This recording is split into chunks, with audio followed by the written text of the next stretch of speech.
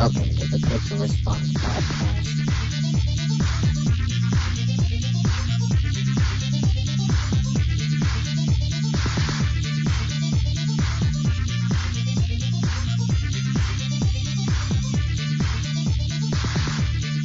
All right, welcome to podcast 146. Is it? Pixel Response. Yeah, I checked that earlier today. Oh, okay. Nice. Assuming the last one was Harmonk, which was Harmonk was the 145. last one. Oh, I have Yep. an update. Okay. I started actually watching Rick and Morty. Okay. And after, like, the first episode had no effect on me really at all. After the Okay. second one, I was like, oh, this is great. And then the third one had, like, the Jurassic Park in the stomach or something. I was like, this is fucking amazing. I'm in. Anatomy I get Park. it. Yeah. Yeah. Episode 2, is a strong episode. I like that one. Scary Terry and the Scary Terry's dogs really good. taking over. Holy Yeah. shit, is it good? Yeah, I'm a believer. I get it. In a dumb way, I prefer that episode's take on Inception to Inception. I've seen that episode more than Then that it's- feature film. I mean, that just episode give me is that also... in like 20 minutes. Sure, yeah. Like, just show me outlandish dreamscapes, like a weird orgy with a centaur. That's weirder than anything that happens in Inception, and more like dreams that happen. No, So- for sure. And I think the best part of it is that they found a, like, weird pop culture, like, satire way to explain how they get out with Scary Terry being Freddy Krueger that can go through dreams, and since they're in dreams within dreams, he can travel through all of them, like, to get them out. Like, it's really good. It's a pretty great combo. And then I like how they always, like, weave, or not always, but they weave their A and B stories together, like, late in the story. Sure. So Yeah. that dream layer ends up factoring into the puppy invasion or the Yeah, whatever yeah. you want to call it. So The robot uprising. I wanted to officially say, because I haven't even talked about this, like, with other people that I talk to normally, that, like, I get it now. Okay. I'm in. Okay. So, and I apologize I guess for the my pilot- flippantness about it, but the pilot wasn't that good, I don't think, either. I mean, it's just them. Yeah, there's kind of them running around shooting a bunch of people, and like I kind of like the how many times he says Morty in the final minute. No, of the that's what I episode. hated. I was like, this is Okay. terrible. Like, this isn't a joke. This is a placeholder. Like, I guess you Yeah. could level some Family Guy style criticisms at it for just padding out the I episode. hated it. I hated that so fucking much. Okay. Yeah. It felt like a Family Guy joke, and Where it's that like, irritated me. repetition is the joke. Yeah, okay. But yo, that second episode, I mean, I was just like, I all feel is like- forgiven. I think Simpsons is partially to blame for that notion that is funny, that repetition is funny, just with like the Sideshow Bob stepping on the rakes thing. Yeah. Like, it's I never not found funny that the funny fifth either. time it happens, but it is hilarious the sixth time or whatever. Like, this kind of theory that there's a certain sweet spot that you're aiming for. Maybe that's with never worked for repeating me a then, thing. because it actually just irritates me. Like, it makes me Yeah. actually mad. So, Okay. which is fine. But- like, I'm sure there are people that's like, oh, we found the formula for repetition. That's hilarious. No, it just hasn't ever worked for me. That's the worst part of any Sideshow Bob thing, is when they do the rake gag. I'm just like, yeah. Okay, I get it. Funny. Yeah. The Family Guy like moment I'm citing is Peter hurts his knee or something Yep, and just that's sits the on the one. ground. Yeah. and Also, it's the just like, chicken fight is like really oh, bad too, sure. because that like, what if lasts this like an goes actual way too 10 long? minutes. Yeah. Yeah. Yeah. But fortunately, Rick and Morty rarely does that. There's only 21 adventures, though, so that's kind of its shortcoming right now. Yeah. But I guess I'm glad you're back on board or back Thumbs on up, board. man. Thumbs up. So you've seen the first 3 then? No, Is I that- saw the first 8. Okay. Trying to I think just what think else that Scary happens. Terry is like the standout, Yeah. though. Like, that's the moment that I was like, I'm so fucking in. I was so happy.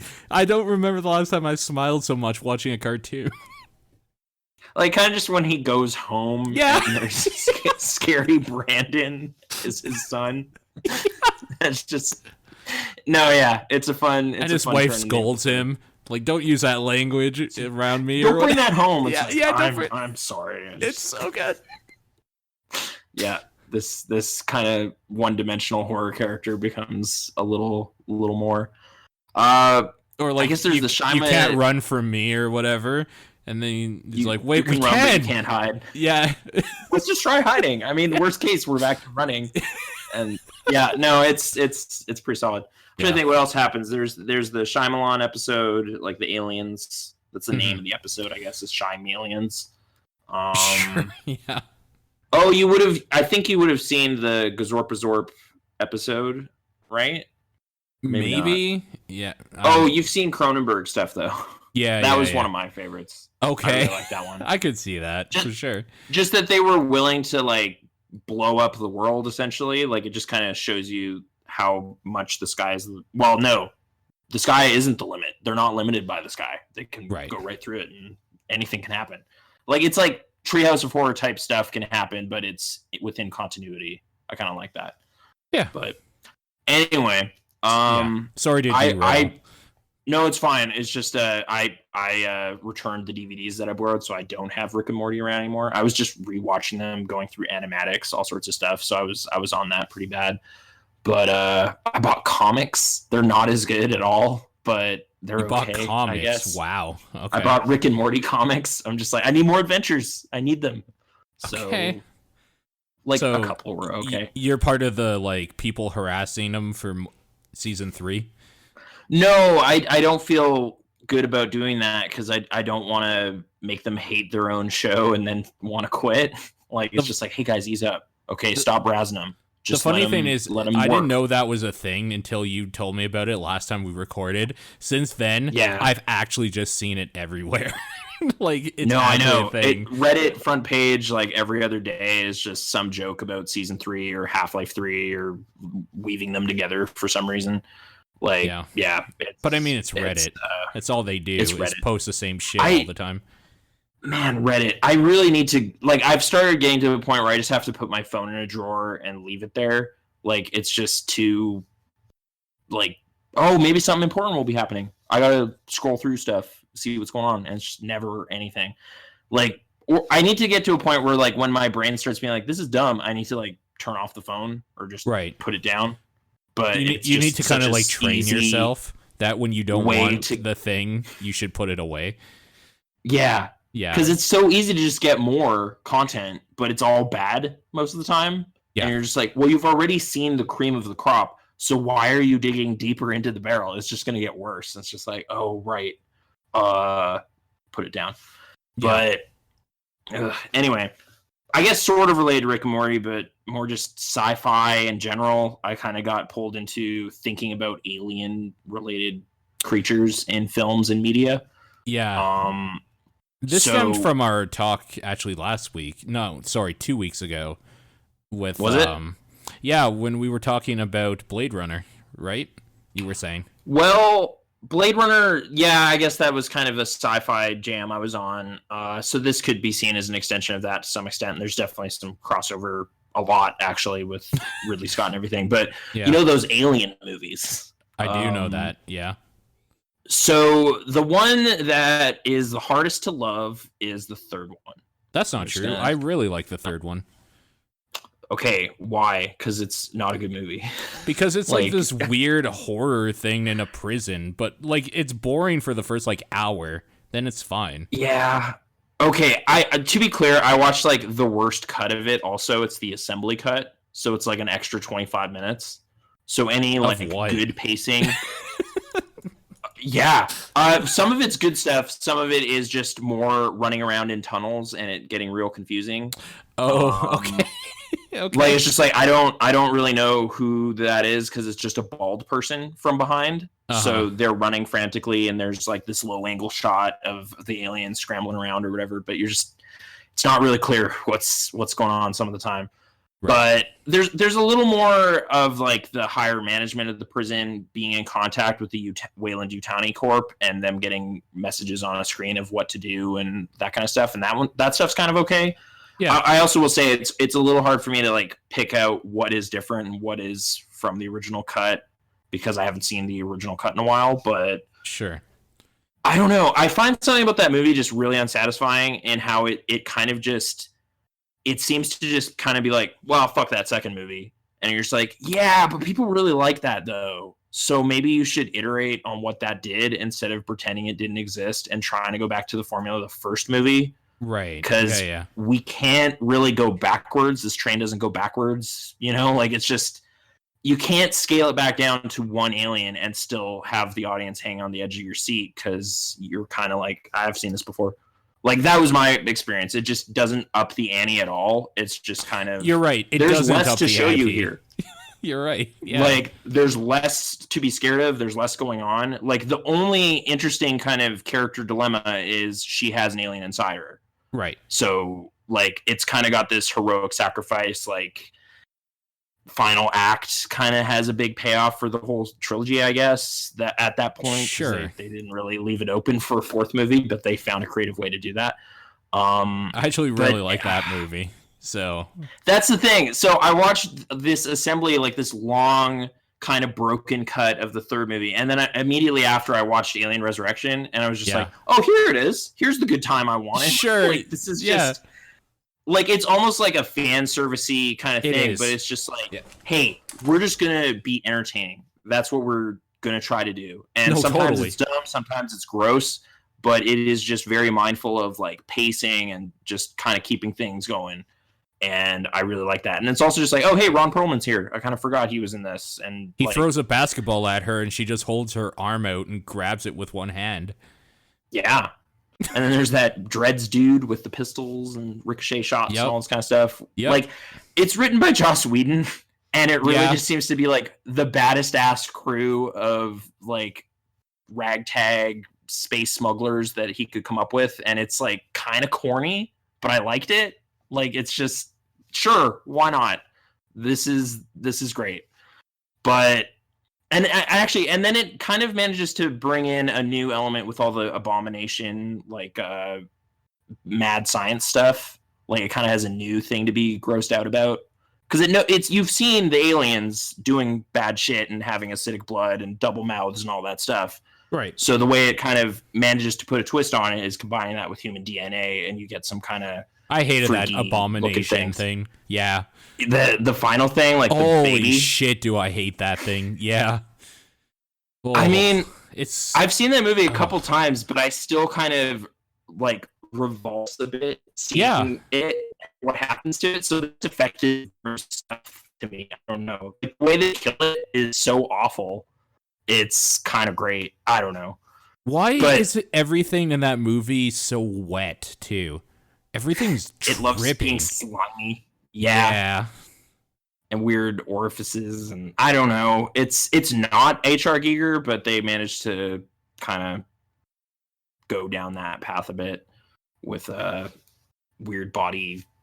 I don't know, weird creatures to look at and stuff. But three though. I mean, do you prefer it to the previous two films or no? Okay. I just think that like the way people talk about it, like it has some value. People talk about it like it's the worst movie ever made, and it's not at all. And it's not. Like, it's just, I still have to just look at it as this is an unfortunate failure. Like, this is trying to do something, but I mean, that's at least fair, considering like the pedigree before it. Like Alien and Aliens were huge and awesome for different reasons, and then 3 is just kind of like middling. I mean, so. And it asks so much of the audience that enjoyed the second movie in the first like 3 minutes. It's just like, we're just gonna kill those people, and you're just gonna have to deal with that. And you're just like, well, okay, like I'm still a little raw about that. And then they're like, hey, here's a new cast of characters, so you're kind of a little reluctant to like them, and then you start to like them, and they kill the best character that they've introduced, which is Charles Dance's character. Like the one character that's starting to become three-dimensional and really like serve a function in the story. They're just like, and we're gonna kill him. And it's like, why did you do that? Like now we have to start at zero again halfway through this movie. I don't know. There's just seeing some of the behind the feature stuff though. They go into detail about a lot of the production problems, and that explains a lot. Like they basically committed to making this movie and releasing it at a certain time before they had a script or any idea of what they were going to do. Oh, so wow. That's like, ballsy, and a lot man. of big ideas that they were like greenlit, this is what we're making, they threw out partway through production and kind of retooled it all. So it was going to take place on this weird wooden planet that was populated by monks, and they find Ripley, and it's like this medieval society, and they're trying to deal with this alien, and they're all religiously minded, so they think it's a demon. And that idea got a lot of positive feeling at Fox, and they were going to go ahead with that. And then partway through, they're just like, that's a little weird. I don't know. Why don't we do a prison? Like, they just kind of retconned. Like, they put some of those monk ideas into the prisoner characters, and you can see that, like Charles S. Dutton's character specifically. But I don't know. It's just, once you hear about how they were throwing it together as they were running headfirst, like, it just kind of makes sense. And Fincher didn't get final edit on it. He kind of hates the experience that happened. The one little tidbit I was really happy, like, learning through watching all this stuff was the cinematographer for Blade Runner is named Jordan Cronenweth. Okay. He was going to work on Alien 3, and there's some footage of him and Fincher like talking about some ideas and stuff. But then he got Parkinson's, like the onset of Parkinson's during production, had to drop out. Okay. But his son, Jeff Cronenweth, is like one of Fincher's go-to guys for like a bunch of his high-profile movies, like Fight Club, Gone Girl, like Social Network. So it's just like, oh, cool. That kind of connection of creative partnership or whatever started with this kind of failed horror sci-fi thing at the very beginning of his feature film career. So that was a fun little thing. But yeah, that's cool. Moving on from, I guess, I don't know what to elaborate about Resurrection other than I thought it was fun. I don't think it's as ambitious. I want to clarify. Like, it's like it's the teen slasher equivalent of an Alien movie. Sure, or like fan made almost. It seems like it's just it's pulpy and campy in a way, but it seems to kind of be combining elements of two with some basic stuff from the first one. Like, I don't know, it's a bit of a mashup as opposed to trying to really do anything too adventurous, but I don't know. I thought it was pretty fun. I guess through looking through kind of my collection at home and stuff, I realized I no longer owned Predator, which was crazy to me. So I went and bought those on Blu-ray. They have a nice set of all three of them now. Not AVP stuff. It's just 1, 2, and Predators. I love AVP. So I rewatched that. AVP's great. I haven't seen it since it came out. That's like the Freddy versus Jason of the Alien universe. But it's like PG-13, and they kind of water it down. Totally. And it's great. Some really weird, like, why did the Predator team up with the main character? The humans? I don't know. Yeah, I know. It's so good. It's just, it's like, I guess we each have a code of honor or something. Like, maybe, but we both have 2 legs.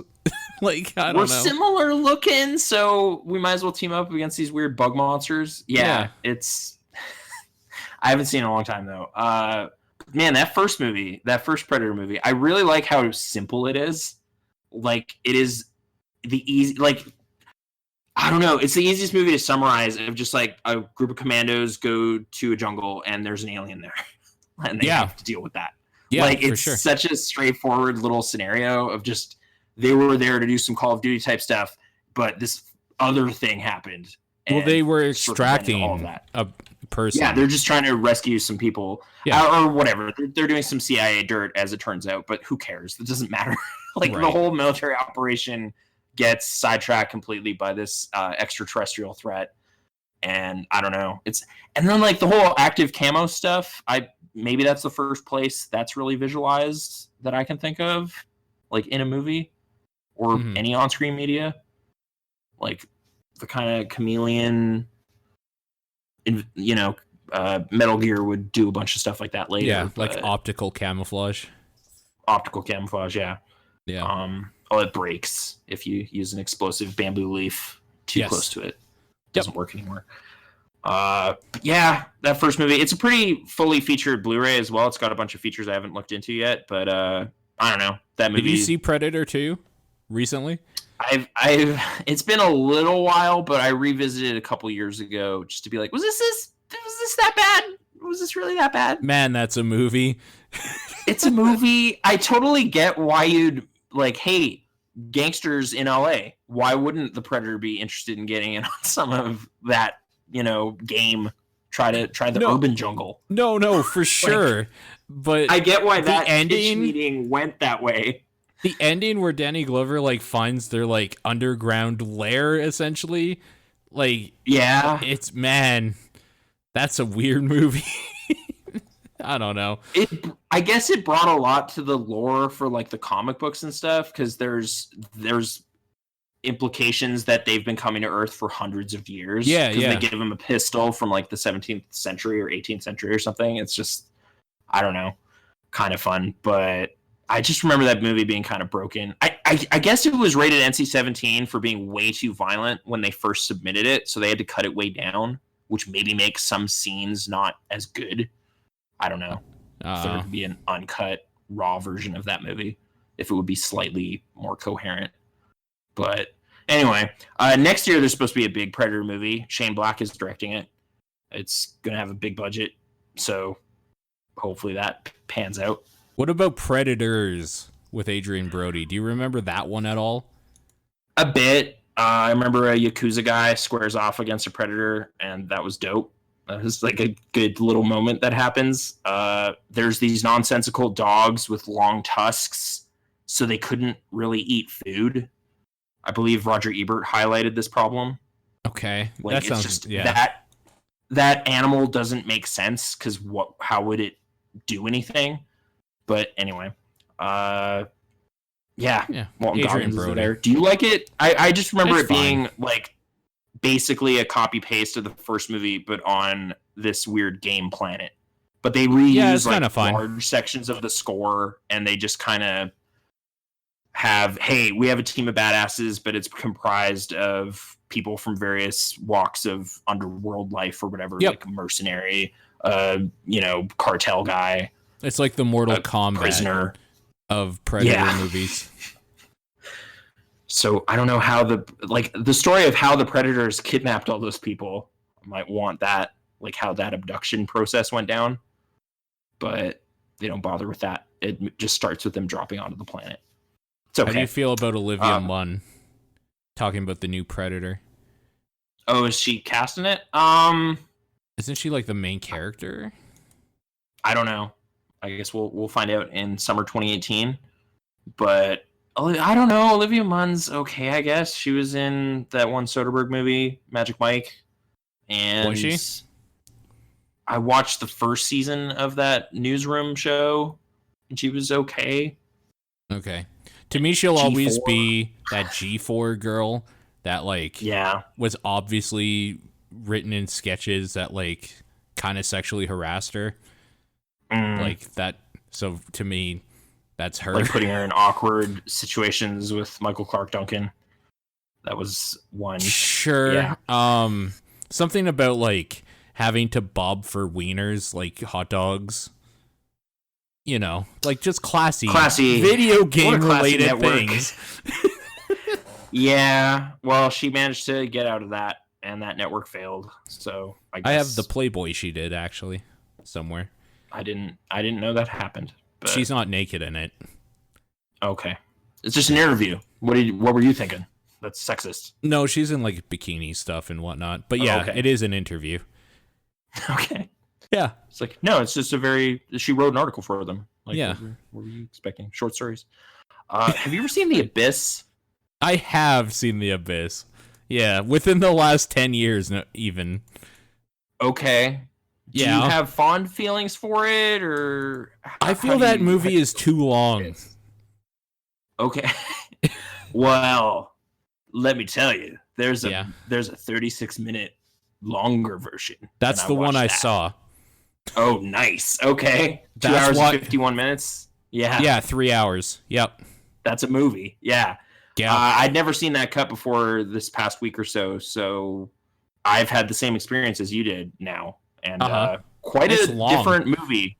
Yeah, Sure. it's long, and then they kind of really elaborate on what the aliens are up to at the end of the movie in a way that's kind of incredibly heavy-handed about humans being kind to the Earth and all that. But I guess James Cameron, that's kind of his thing.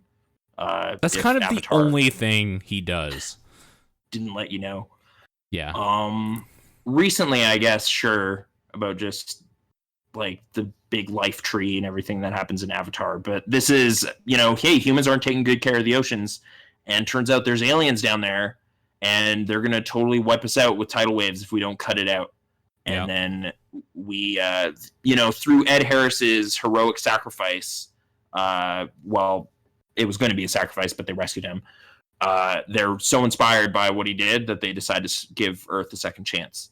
Yep. And I don't know. The stuff that still works about that movie is it really is good at convincing you that everybody is way deep underwater. Like, there's tons of underwater photography and stuff, and it's got that down. It just feels claustrophobic and kind of... Actually, did you find it especially stressful? Yeah. Yep. Isn't there a part where there's like... Yeah, dude. Isn't there specifically a part in the Abyss where they like have like a 2-man little like pod that goes deeper or something?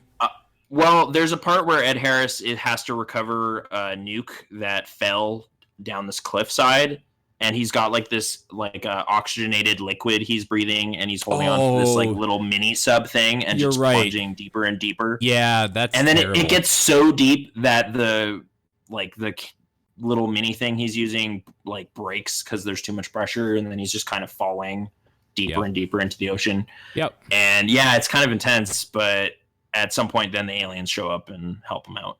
That movie's still too long. It's kind of nice. It's pretty long. I remember when I was a kid, I found what I was waiting for was just, I want more aliens, and there's very fleeting glimpses of the aliens. It's mostly just about Michael Biehn has gone crazy, and they're trying to solve this Cold War problem with this missing submarine and all this kind of stuff, and I just wasn't as into that stuff. That I appreciated that more now this time, but I don't know. It's the one thing I want to bring up is when the aliens do show up at the end and they bring them inside their ship and everything, that stuff looked mad Halo to me. Like, I don't know if Bungie watched that movie and was like, dude, the Covenant, purple. Their color is purple, and they love glowing stuff. Because look at this movie. Like, the interior of their ships and stuff looks so much like large swaths of Halo 1, where you're going through, like, those kind of purple ships, and there's just glowing, kind of veiny-looking things on everything. Like, your Needler, just kind of how that looks, that aesthetic. That's kind of what jumped at me when I was watching it, but... Yeah. James Cameron. Did you know there's 5 Avatar movies announced? Planned? Yeah. Yeah. They just keep doing that. They keep announcing more and more. I don't know if it's going to work the way they intend. Could they even do 4 more times in that universe? Like, how many more stories involving blue cat people? And I mean, they're probably going to investigate the oceans of that world, because James Cameron loves that. Loves the ocean. I kind of like that idea, honestly. That's at least one of them, guaranteed. Beyond that, I don't know. Jesus, dude. 4 more? It seems weird, though, because it's been like 8 years since that movie, or 7.5, and I don't know that its legacy has lingered, especially. Yeah, like, it's but not... I mean, when they announced when Avatar was like being made, was like 99. Yeah. So, like, you know, this is how he does Avatar. Titanic, and it's like, yeah, I'm working on this thing. It's gonna be a VR experience when it finally comes out. I think he really wants to do the next Star Wars type thing, because I'm looking at these dates here. Like, I looked this up. Avatar 2's slated to release next year in 2018, 3 2020, 4 2022, and 5 2023. I think he's trying to go for like the yearly Or like Marvel hit. Cinematic Universe, just kind of you get your yearly Avatar fix. This also says to me that they spent the last like 7 or 8 years shooting all of these movies, just like 100 hours worth of stuff on film, and now they're like cutting it basically. Have they actually started production? Like, has that happened? Oh wait, you're right. Avatar 2 is in pre-production. Yeah, I feel like this is all just like pie in the sky plans. It's not. We have Sam Worthington in a green screen room, and we're making this. If he's back, I don't know if Jake is necessary to make more of those. But Avatar 2, 3, and 4 all say they're in pre-production. 5 is just announced. So okay. Maybe that's a bit presumptuous. So they're shooting the next 3 concurrently. Right. I Lord of the Rings thing. That. Yeah. Yeah. That's a way to do it, I guess. But also, if you have a surefire bet. Zoe Saldana, Sam Worthington, Sigourney Weaver. It has. Confirmed? Yeah. Okay. Are you excited about that? Do you care about Avatar? No. Okay. I've seen that movie a million times. One time, and it was okay, I guess. I like Fern for a Gully. Big screen thing. Fern Gully's okay. Fern Gully's the like shit. That. Or Yeah. Pocahontas. Or Dances with shorter, Wolves. So it's easier to watch either of those films. Or The Last Samurai. Anything with an outsider like finding out about a new culture and then joining them. Like, that story has been done since like 100 years before I was born. Yeah, I already said Dances with Wolves. Oh, okay. Yeah, so, I've seen that movie a million times. I liked Avatar The Last Airbender. That's a good show. And movie is okay. That's the movie. I've only seen the movie. And I always refer to that as Avatar in conversation. Like, it's like, oh yeah, and then M. Night did the Avatar movie. And it's like, what? No, he didn't. Oh, sorry. Yeah, Last Airbender. I mean, no. The one with the flying dog thing. No, you're actually right. He did the Avatar movie. He did the Avatar movie. is the name of a movie. The Avatar movie is referring to a property that's been around for a while that he did. And predates that by 5 years, I think. When the series started, it was like 2004. You're just getting into the semantics with whoever is actually giving you shit about that. Yeah. Also, it is just called The Last Airbender as like a side note. I know. They decided to cut it because, I guess, brand confusion or something, but...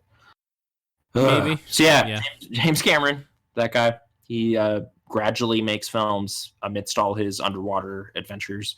I guess I definitely see why he would make The Abyss. That's just so in his wheelhouse and interest area. But I just don't find underwater as interesting as outer space. Even though it's like, oh, there's mysteries down there. They're super similar, though. What, in terms of we don't know what's going on down there? Right. Yeah. In terms of you can actually just make like fiction set in one place, and then if the company that you're working for says, no, we can't actually shoot that because it would cost too much, can we do it underwater because we have like this pool that's deep or something, you could just like change up what the ship looks like to a submarine and everything would still work the same. Like you could just make gravity underwater and call it oxygen. You actually can. Same. Yeah, it is the exact same, actually. So yep. That's what I'm talking about. Because the thing about it is you're stuck in the middle of nowhere. You don't know how to it's disorientation and like the inability to breathe, essentially, right? Which is the scary things of both of them. I guess you could call it gravity too, just because of the crush depth or whatever. Like there's still a lot of gravity. Crush depth is a better name though. No. Yeah, it is. I don't think you make 800 million with that. It's just too cheesy. That's it's a so sci-fi good. Original. Crush depth is such a good fucking name. All right. Well, I'm in. That's true. Do you have a Kickstarter? Where can I give you money for this plan? Well, we're just figuring it out now. We're still developing the idea. It's been coined here. So if we're James Cameron, we could just say that's coming out in 2020, and this is pre-production. So I swear, if you just Google crush depth, some piece of fiction called that exists. I'll just put it into IMDb. Okay, yeah. So there's a video called Sub Down, Okay. Colon crush depth. aka Crush Depth. Yep. You know, I did not know that prior to this conversation, but I believe you 100%. Of course, the best part about this is that it's called Sub Down. Like, that's not any better. That's actually kind of worse. That's not a very good title. Oh man, Sub Down. it has Stephen Baldwin in it. Amazing. Anyways, Check it out. Yeah, Anyway. 1997. It says video, so who knows what that even direct means. to I don't know if you can find that anywhere. It's an hour and 33 minutes. I wonder what happens if you go into Google and type in, or YouTube, sorry, and type in Sub Down. I wonder if the full movie is just on YouTube. Now I'm just thinking about submarine movies in general, and there definitely was a rash of them for a while, like from probably since Hunt for October was a big hit. For the next like decade or so, you could expect to see a submarine movie. But like I know Zach Galifianakis has a small role in one called Below. Okay. That David Tuhoy or whatever directed. It's not very good. Then there's U571, K-19, The Widowmaker. I guess you know what? I'm giving credit to the wrong thing. Daz Boot probably kicked all this off. Yeah, for sure. So I was kind of wondering when you would get to the obvious one. Yeah, props to Wolfgang Peterson for that. Actually, U571 is like weirdly seared into my mind because that like came out when I was the age that like things made an impression. So I remember seeing like trailers and shit for it. Yeah. It's just like your memory circuits activate, so all this dumb stuff from like 1998 is just there forever. Totally. And yeah. We'll get to some of that. That's kind of the theme of today's end show. Of the show. Okay. Yeah. Oh, the end of the show. Interesting. Yeah, I have a little thing prepared. I guess more just a little bit back to Reddit. The one little treat it gave me was Bob Odenkirk did an AMA. Yes. Actually, that was a few weeks ago. Okay. I guess it's just been that span of time. But in there, he is for Girlfriend's Day, right? For Girlfriend's Day, which I also watched. It's okay. It's a little dark comedy thing. Okay. I don't have much to say about it other than it's about greeting card writers and a little. I didn't actually know what it's about. So develops that's about cool. that. But the question was about a Chris Farley documentary he was in, and the key thing with that for me was just like, oh, I didn't know there was a Chris Farley documentary. I'll watch that right now. So I did. It's on iTunes. It was like $5 or something to watch it. Okay. What's it called? I don't know. I Am Chris Farley. Is the name of the documentary. Okay. Yeah, I think it came out in 2015. His brother Kevin is in it quite a bit, who looks quite a bit like him. I can see that. I guess it interviews a bunch of his family members and stuff. But do you like Chris Farley's brand of wacky, slapstick comedy? Yeah, you know what? I did. That happened. I don't know why. I think it's because he just seemed like a nice dude, like an affable dude. So there's just something. Yeah, there's kind of a disarming, genuinely endearing quality. Yeah, about some of his stuff. Like he doesn't seem Hollywood, right? Like he seems like the dude who made it big from like a little place in Nebraska or something. Yeah, Wisconsin actually, but they go into detail about that. Yeah, like his kind of class clown days and kind of you know what, class clown is actually the best way to describe the endearing qualities of his humor. Mm-hmm. And just like he was on a football team and kind of the life of the party and that kind of stuff, and then got involved with the improv scene in Chicago. That's kind of where he crossed paths with Bob Odenkirk as part of the SCTV kind of stuff there, or Second City on stage. I don't know what they call it there. But they have a famous improv troupe there, and then I guess a bunch of those people went to Saturday Night Live, and that's kind of where all that stuff happened. And just, I don't know, just kind of revisiting some of those skits and kind of hearing a lot of comedians talk about him. And they do talk very kind of bluntly about some of the, like, noticing his kind of crazy party lifestyle starting to cause problems for him in his later years, and it gets kind of sad, but of course it would.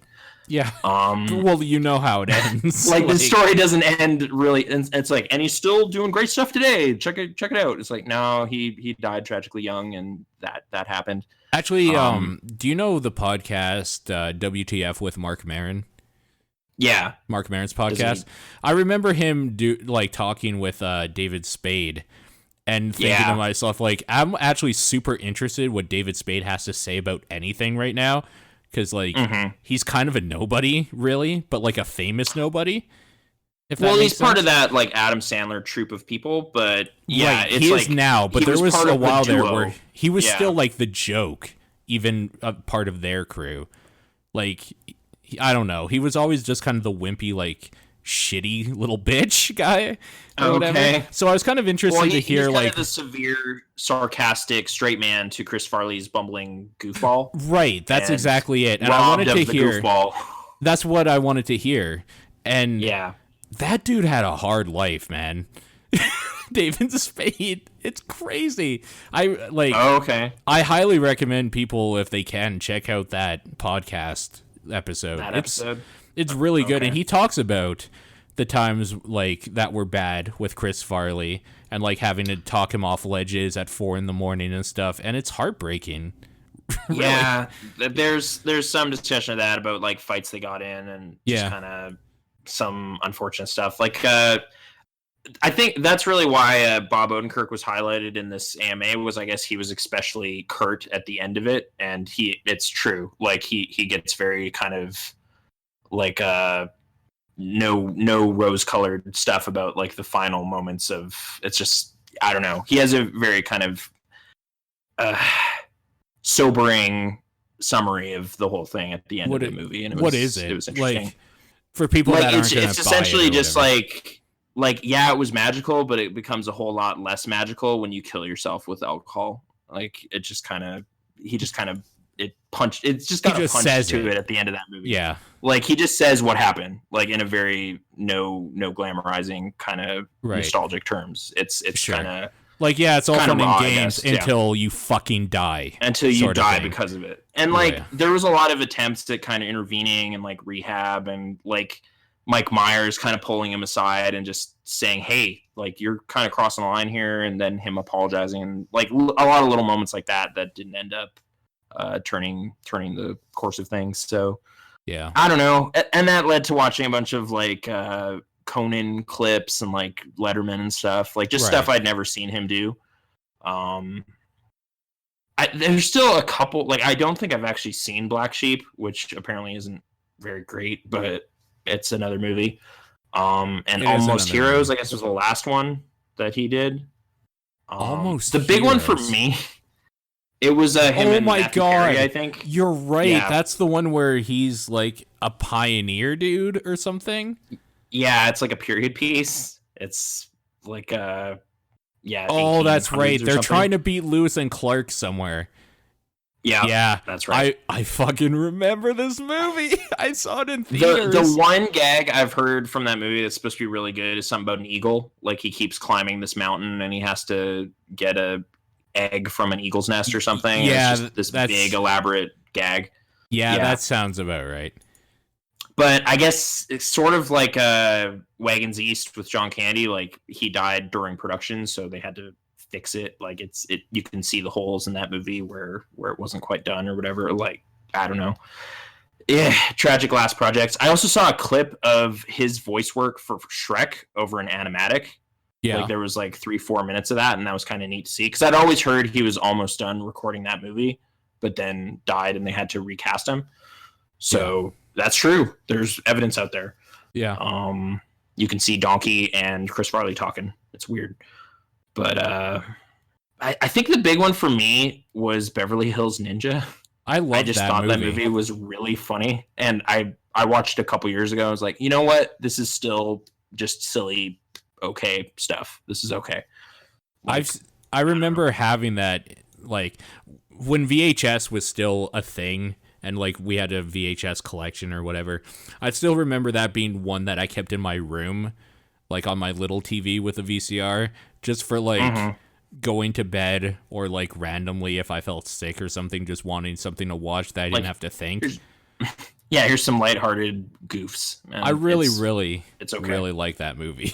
So Yeah. yeah. So yeah, that whole story. I guess that also put me on a little bit of an SNL like thing. I watched the 25th anniversary special, Okay. which was kind of just a giant clip show, as it turns out. Like, I don't know what I thought. I thought, hey, we got all these guest stars. We're going to do some cool historic skits. We got Tom Hanks and Christopher Walken. It's like, no, they're just going to kind of introduce bits. It was almost like watching the Oscars or something. Like, it was, here's a bunch of celebrities, and they all like this TV show. And here's some kind of edited clips. Well, it's weird because those are more of a retrospective than they are like actual like new event. Episode. Yeah. They're not really an episode of the show, so no, I don't know. Maybe SNL's just kind of been on the brain in general, just with all the like political stuff going on. Like they've just weekly been weighing in on stuff, but I don't really know. I don't know that I want to sidetrack into contemporary politics, but let's take a little trip back to the 70s. Okay, that's weird. That's a weird segue. Is it? Okay, so the current president's really bad, right? But Richard Nixon, at least I see what he was doing. No, whatever. The 70s. There's the 70s and the 80s. There's these series that CNN has been producing. Okay. Yeah, it's kind of highlight reels of U.S. history. Okay. And I finally found a way to watch them here in Canada. I think they're on Netflix in the States, but they're on Crave up here. Yeah, Crave is actually kind of dope. I like it. It was how I was watching a bunch of HBO stuff and like Key and Peele and stuff like that's on there. So Comedy Central stuff and whatever. The ones I watched was one about Watergate, kind of a crash course on Reagan and his whole decade. Like he was kind of the president during the whole of the 80s for the most part.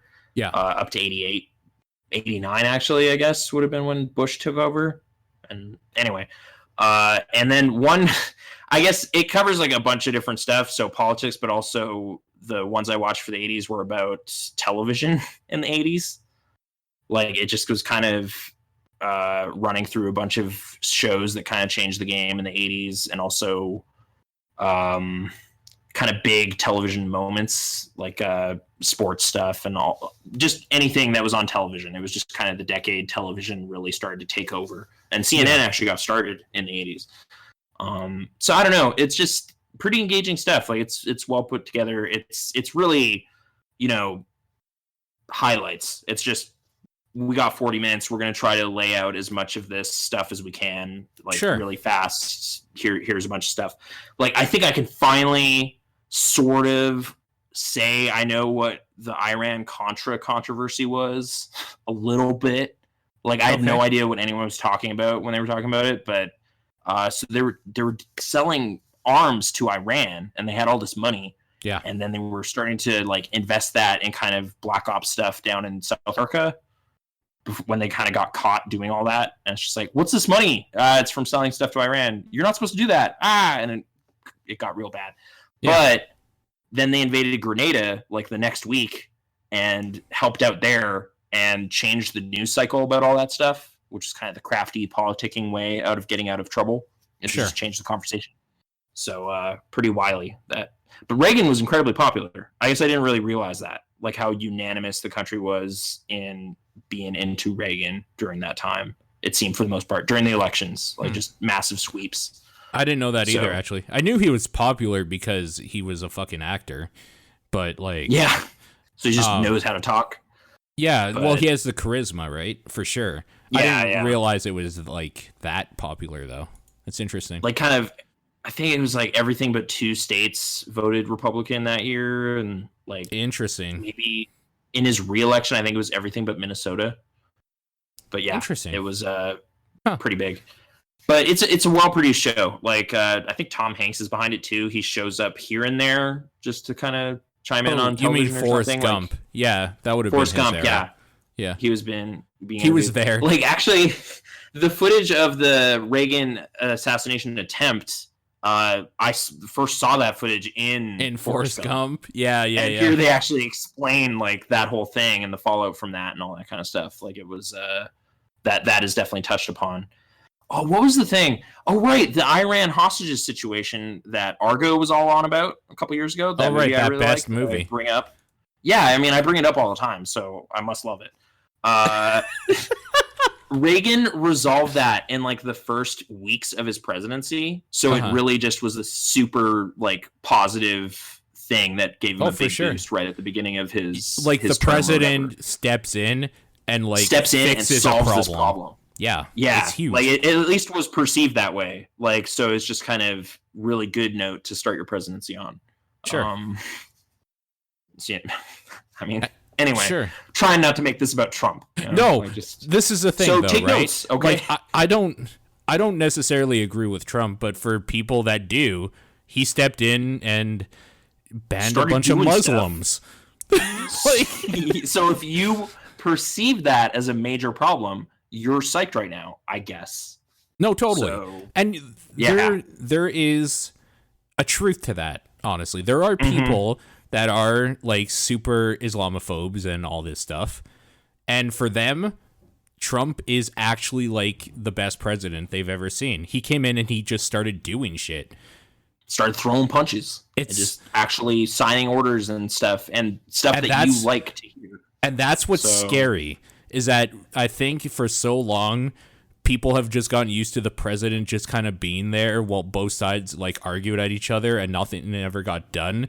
To see a president just like not care about this like weird social norm that's been created for a while now, to just like come in and just be like, no, I'm president, I'm the boss, I'm gonna say that this goes and it's gonna go now. Like, it's actually the scary part. It's so different from what I've used to. Like, honestly, like during Obama's entire tenure, it's just like I never felt the need to tune into a press conference because it's just like, whatever, like politics stuff's going on. Well, like, he got shot down all the time. Nothing rocks the boat too much, you know, like it, whatever. But I watched that like 77-minute like thing where he met the press and all that, and just watched that, and I don't know, like it's just he's rocking the boat, so I want to see what's going on and why. Right. You know, good or bad, it's turning heads, I guess. So that's something. Whether you agree with it or not.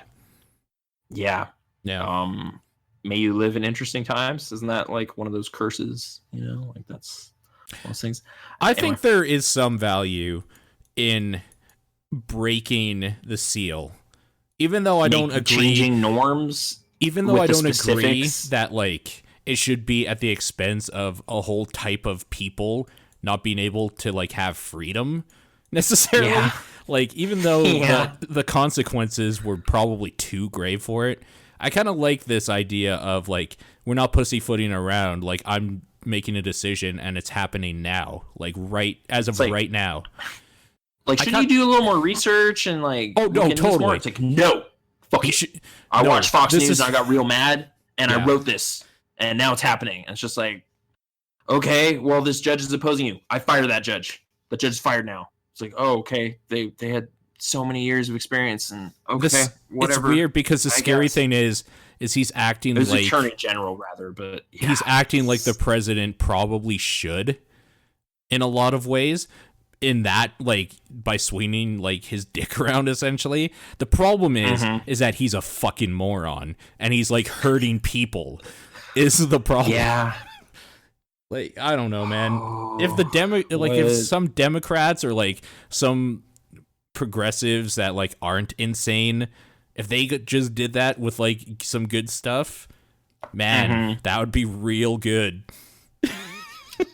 I guess, but then you'd obviously be creating like resentment on the other side of it. Oh, totally. I guess I'm just so used to politics being way more diplomatic about everything. Yeah. This is just like a tyrannical kind of king or something, just throwing demands out there, and it's a little weird. But I guess just like people who know how to speak politics versus what Trump is doing. Like, just not especially articulate, well learned in like legalese. Like, it's just really blunt spoken things. Yep. Whereas like Nixon was a bad president, but he knew politics like almost too much. He was scheming and trying to hide stuff and doing all these little political maneuvering and that kind of stuff. Like people hated him for other reasons because he was lying to them. Right. You know, whereas Trump is going out there and probably saying what he means. It's just, for the most part, it's just kind of, oh, I don't like what you're saying at all. It's like, yeah, well, whatever. I don't. It's great. But yeah, politics. If you want to know about old politics, this documentary series exists. And it sounds actually really cool. I really like this idea. Yeah. Stuff that's more within my general interest zone that is also gaming related, or well, documentary related.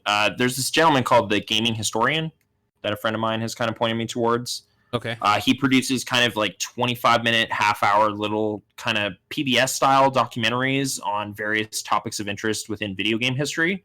Mm-hmm. The ones I've watched were one kind of like in-depth thing about the Super Mario Brothers movie. And last night I watched one about Tengen, and their kind of fights with Nintendo over like cartridge lockout chips and all that kind of stuff that happened. You know, the black carts, the unofficial cartridges, the unlicensed. Yeah, for sure. Like RBI baseball and all that kind of stuff. That stuff was pretty interesting because it also tied into like the origins of Namco and like Atari Games Japan and how they were bought out and became Namco's gaming division and all that kind of stuff. Like there's just a lot of stuff that got covered over the course of it. But yeah, just like 25-minute, half-hour little, like, again, kind of a crash course in these topics of interest, but pretty slick. I don't know. I'm not fact checking all of these myself. It's just like, no, that seems to be telling me what happened. I appreciate that. Yeah. And Mario Brothers movie, yeah, troubled productions. I guess I enjoy the stories that come out of those. Just with Alien and this, there's commonalities, I guess, and just scripts changing, directors changing, like things getting greenlit, and actors getting signed on with one screenplay in mind, and then it gets thrown out and another one is there, and Bob Hoskins resents it forever. That kind of stuff. Dennis Hopper as well. Like, and there was a little bit of like behind the scenes footage I've never seen before. Like, just no idea where it came from, but just people hanging around the set and that kind of stuff while this gentleman talks over it and explains everything that went wrong with that movie. I kind of like that movie though, but maybe because it's such a weird thing. Yeah, I mean, I liked it. I haven't seen it recently, so I can't really talk to it. Like it's kind of bad, but in that 90s cheese way, kind of like a Teenage Mutant Ninja Turtles movie or something. But is it boring? Because that's the part that I'm wondering. I can't remember. I don't think so. Enough goofy stuff is happening throughout. Sure. That, It's hard to get too bored. You're just kind of like at maybe a bit of a train wreck appeal at times, but you're still kind of staring at the screen and mesmerized in its own way. But yeah. So I can't. I've only seen the 2 episodes. I can't speak for everything on his channel, but if there's topics within the video game world that you want to know more about, he seems to be a pretty decent source for that kind of stuff. Yeah, that name sounds familiar. Is he part of like a group or something? I don't know. He's on Patreon. He's been around for a couple years. The Tengen one I saw was from 2015, so he's been doing it for a while. But I'm not really sure. I haven't really researched his origins, but he seems to know what he's talking about and presents it fairly well. Cool. You ever see that movie Paprika? No. I don't have a smooth way to change gears there. Nope. But you never saw Paprika? Nope. Okay. I don't actually know what it is, so I'm looking it up right now. Okay. I mean, I can explain, but have you seen Tokyo Godfathers or Perfect Blue?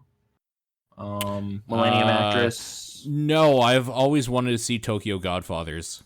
I don't know Perfect Blue either. Okay, so I'm assuming it's the same director now. Yeah, it's Satoshi Kon.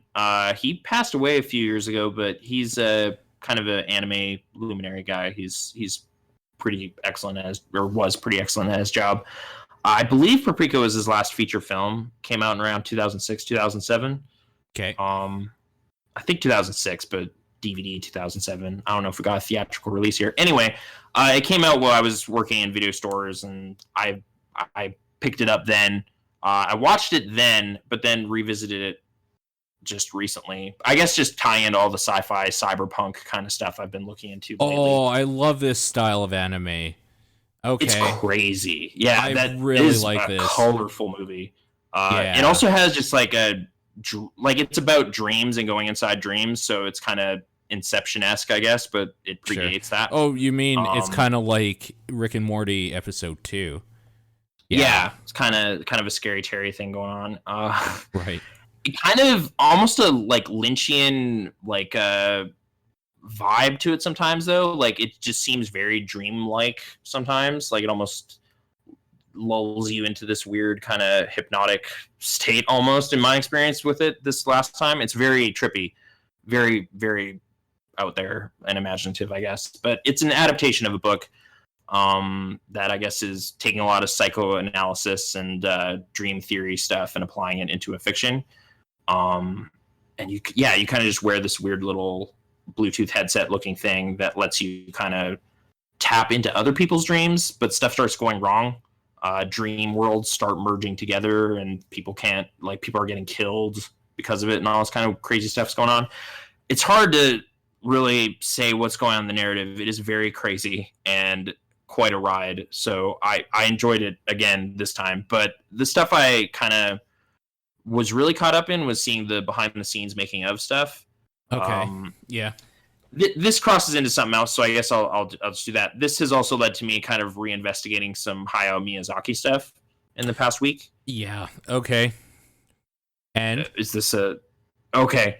Just the common theme between them is just something about animation and how they make these movies just is not at all like normal screenplay writing or normal film production. They seem to kind of go through this giant storyboarding process where they're drawing hundreds and hundreds of drawings, and then a story kind of emerges from that. So they're visuals first, not story first, I guess would be maybe fair to say. I guess I was just really that's why they're beautiful, though. Right, because they're wanting to do that. And it's like, we need scenes to justify this crazy, awesome image I came up with, and like kind of weaving that into the proceedings and stuff, or coming up with really mind-bending looking stuff. So I don't know. I've been kind of digging that kind of idea of just kind of I've just been impressed with seeing it. It's just a very different way of making a movie. So for sure. Yeah. It's kind of cool. With Miyazaki, I've been... Sorry? No, sorry. Yeah, I was about to ask you with Miyazaki, what have you been like watching or catching up on? Well, I picked up a book a long time ago called Starting Point, which is a bunch of writings and stuff he did for various animation magazines and stuff over the years. Okay. So that's kind of the start of the Miyazaki appreciating stuff. I saw there was a documentary on Netflix called The Kingdom of Dreams and Madness, which chronicles like The Wind Rises, like the making of that film, but also just kind of daily operations at Studio Ghibli. It's pretty. I thought it was. I was really captivated by it. It was just a glimpse in the daily life of these creative people. And I mean, Miyazaki retired a few years ago after this movie was completed, but to hear like his kind of schedule seemed to be just like 11 a.m. to 9 p.m. 6 days a week for like 40 years. Like he just worked really hard. And kind of reading a lot of his criticisms and theories and stuff, like, he seems to have a lot of determination and commitment to try to just do the best work he can. And I really like, actually, like, I've been very dismissive of criticism as a school of thought lately, just because it seems like kind of people who are idly, I mean, I'm not trying to, are you laughing because I'm being critical? No, I'm just laughing because this conversation seems to come up like every year. But yeah, so Roger Ebert sucks and always did. I know you do. I know you don't believe that. I don't completely believe that, but I guess the thing that differentiates this is like you can say as acidic stuff as you want if you're willing to work to do better work yourself. Like you can say a movie sucks if you're making better movies yourself. But if who's to say it's better is the thing, right? That's the thing. Like they're working hard to make movies, though. Like it's sure. Whether or not they succeeded is up for everybody else to decide. But sure. I feel like you kind of earn a privilege to be critical if you're actually getting your hands dirty yourself. If you're a failed screenwriter and you're just kind of sitting there criticizing everyone else's work, I don't know that works for me. I don't love that. But I guess... But are you criticizing their work or saying like what you didn't feel worked and what you like would have liked to have seen more of or something? If you're doing criticism well? Yeah. I guess I guess that's what you would call it. Yeah. If you're actually like giving some credence to your opinions instead of being just like vitriolic. Right.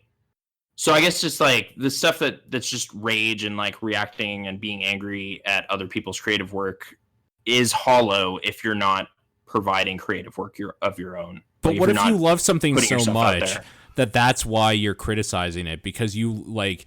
You're just like, I know Miyazaki can do better because I really, really liked like Princess Mononoke or something. And I just didn't feel that there was the heart in Ponyo that there should have been. Like, what if the criticism comes from a place of like, I wanted to love this as much as I love the other stuff? Is it still like wrong? Because then you're more criticizing the work for how it made you feel. It's more of a personal experience thing rather than it is on the merits of like the said work, right? Okay. Maybe. I guess I to even like echo what Miyazaki's been saying, and like he I guess I should frame it more with what I've been reading from him. He's kind of criticizing like early animation stuff that he liked a lot as a kid, but is now looking at again is like, man, that third act though, like I don't know, like just kind of coming to terms with like some of the stuff I really liked is actually kind of bad, but I'm going to do better, like kind of thing. Like then, you know, whatever compels him to go back to his drawing board and work harder. Or just, you know, watching some Fleischer Brother cartoons and feeling like they're kind of, was this the B Team or something? Like this just isn't very good. Like these are the kind of things, like he's criticizing films I've never seen. So it's hard to kind of like engage with what he's doing. I just kind of like that he works in animation, but he's incredibly harsh in his criticism of animation. Like maybe his own, but everybody else's too. Like he feels like he is allowed to weigh in on this because he's working to do it better as best as he can. But does he want to see those faults? I think the reason why isn't because he's allowed to. It's because working in the industry, he sees that stuff. No. Right. So he kind of can perceive beyond the veil of just like, yeah, now I know that that person wasn't working very hard. Like, I guess it's kind of a double-edged curse thing. Yeah, it's one of those things, I think. Perceive the shortcomings that, like, because you are versed in it. You might criticize something because you, like, thought this part wasn't very good, this part wasn't very good, or whatever.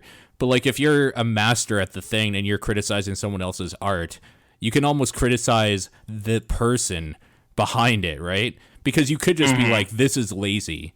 Like, yeah. Like he will say that about other animators, and I don't know. Like that type of criticism. Like allowed to say that. Like it's like a mentor. I think you're right. With that type of criticism, you have to be able to do better or you have to at least be creating. Like, you have to be part of the thing. For the type of criticism I'm talking about, you don't. It's like a consumer's criticism. Well, like consumer criticism, sure, sorry. Like, so I guess, like, you're watching a movie and you're just like even what I was saying about Alien 3 with pacing or something, like, that's wanting a perfect Alien experience. Right. And I felt I didn't get that. But this is a different type of criticism. Writing a screenplay and trying to make a better Alien movie. It's just like, my experience as someone who's wanting to spend 2 hours with some escapist entertainment, like, this is lacking. Sure. Like, but that's all I can say about it. I can't say, like, the writers failed or David Fincher should have fought the producers harder or whatever. Like, I don't know. And I have, like, a better perception of what happened, and I sympathize more. So I feel even less, like, entitled to be critical of how that turned out because I know it went badly. Like, it wasn't. It wasn't put out there like, this is the best, you should enjoy it. Like, it doesn't have that smugness around it. I think this criticism that you're talking about is actually a different type of criticism completely. Like, this is real, actual criticism that, like, artists can give each other, not just, like, I don't like, this is something that was he actually talks a lot about, like, there needs to be more good criticism in manga. Like, he's writing in the 80s at this point, because he feels like a lot of, like, boilerplate, like, formulas are just being thrown out there, and a lot of people are making manga that aren't trying.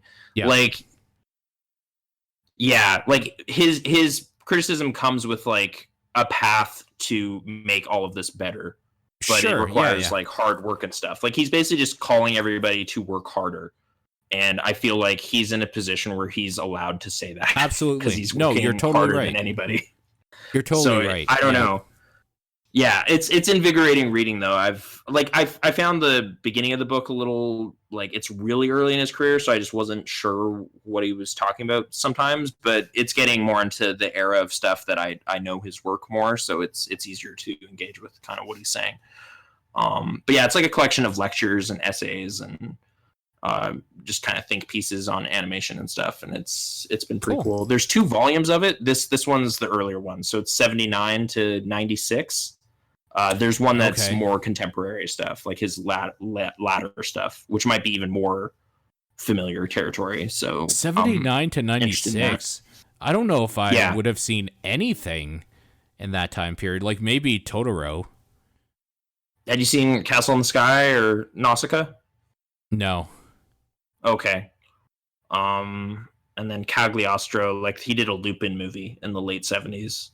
Some of their early stuff, though, was like TV stuff that I've never seen. Like, there's a Heidi, Girl of the Alps, which is like that story about this girl in the Alps and goats and whatnot. And the guy who directed Grave of the Fireflies directed that. Good old Grave of the Fireflies. Good Takahata. Old rip-roaring time. That movie. The thing is, like, most of his filmography is lighthearted comedies. So it's like, that is the weirdest. Because he got all of the bad, dark shit out. He focused all of it in that movie. Yeah. Yeah. It's like when you focus a magnifying glass, like the sun through a magnifying glass, to burn an ant or something. That's basically what he did with his emotion. It's like, here's the one time I'm going to go down this path, and it's the saddest movie. It's something. But I don't know. It's been interesting going through all that stuff. And I guess as part of that, after I watched that documentary, I watched Spirited Away again. Which, I mean, for me, that's still the one. Movie. Yeah. Yeah. I think it might be the one, like the best one. I think it is too. I'm curious about revisiting some of the earlier works as well, but that was the one I've been meaning to watch again. I still find it a little weird how No Face is really, really weird, like the whole movie. But the way they resolve his part in the story, I've always found a little weird. Like, they don't really address him ever. Like, Chihiro never talks to him again past a certain point, and they just kind of part ways in this kind of unceremonious fashion. I don't know if you remember, but he just kind of ends up being the helper of the witch's sister, and that's kind of a nice little thing, but he's never really acknowledged after his big freak out and him tagging along on the train journey. But what a weird character. I don't know. I forgot all the stuff he gets up to. It's been some years since I'd seen it. But he's so earnest and desperate and sad. It's weird. What a strange story. But so Hayao Miyazaki, he is retired, so enjoy what he has produced. I guess there's new anime coming from, like, some gentleman over in Japan. Like, Your Name is the big one this year. It's like the highest grossing film of 2017 so far, just because of international sales and stuff. Yeah. Wow. And I guess he's been making feature films for at least a decade, but he's being heralded as being of that caliber. I guess I should have known his name before I started talking about it, but I did not put it in my notes. I'm actually looking it up right now. It's Makoto Shinkai. There you go. Have you seen any of his work? I haven't. I'm looking him up right now as we speak. Okay. There you go. So that guy exists, and he's good at his job too. Allegedly. We'll find out if that's true in a subsequent episode. I mean, I do want to see Your Name. if it's being that highly regarded. I think it's coming here in April. This animation style is fucking beautiful as well. So, you know what? Yeah, it's probably going to be pretty okay. Put it on a big screen, and yeah. I'm excited that we're getting the Sailor Moon movie. There's a new Sailor Moon movie? It comes out next week. Sailor Moon Is it R. like a Funimation limited screening kind of thing? Yep, it is. Okay. Taking things from some of the best films ever made back into more humble territory. I've also been watching some horror movies from the late 90s and early 2000s. Okay, I could maybe speak to some of these then. Let's do it. Okay. I guess in chronological order of the ones I watched, 13 Ghosts. Oh Matthew my Lillard. God, dude. 13 Ghosts is F. Murray so good. Abraham. Okay. It's so good. Let's talk about 13 Ghosts. That dude gets cut in half by that glass and it slides down. It's real good. That is like the only death in that movie, pretty much. Yes. That matters. I guess there's a big freak out in a junkyard where a poltergeist crushes a bunch of people with cars in like the first 5 minutes. And then nothing happens for a bit. And then a dude gets cut in half with glass. And then everybody else is okay for like most of the movie. It's weird. But the thing that stuck out with that movie for me was just the house looked too crazy. Like it just didn't look like it would be a dwelling that anyone would ever inhabit ever. Oh no, that house was basically insane. Like, you know, the end of, or roughly the end of Cabin in the Woods, where there's just like a different cell for every type of like monstrosity. Monster, yeah. That's basically like this house for ghosts. Right. Like, yeah. But like, so there's like glass panels with like Latin phrases written on them. Yeah. And like just metal everywhere and like just weird mechanisms controlling everything. Like it just seemed like no one could ever have lived here. This is an overproduced like set for this movie. This is too crazy. No, for sure. It's the hackers of like weird horror movies. That's why I love it. Okay. It's Matthew crazy, Lillard man. is there. Matthew Lillard is there. He is. That enables them to see big ghosts. black dude with like nails throughout Rail his spikes body. in him. Yeah. It has, I mean, the big one for me, obviously, was like the big boobed lady that was like slashed up. Oh, one of the ghosts. Yeah. That's right. Yeah. Which is unnerving, I guess, just where the cuts are. It's just like, oh, this dude, isn't totally. sexy at all. No. This is no good.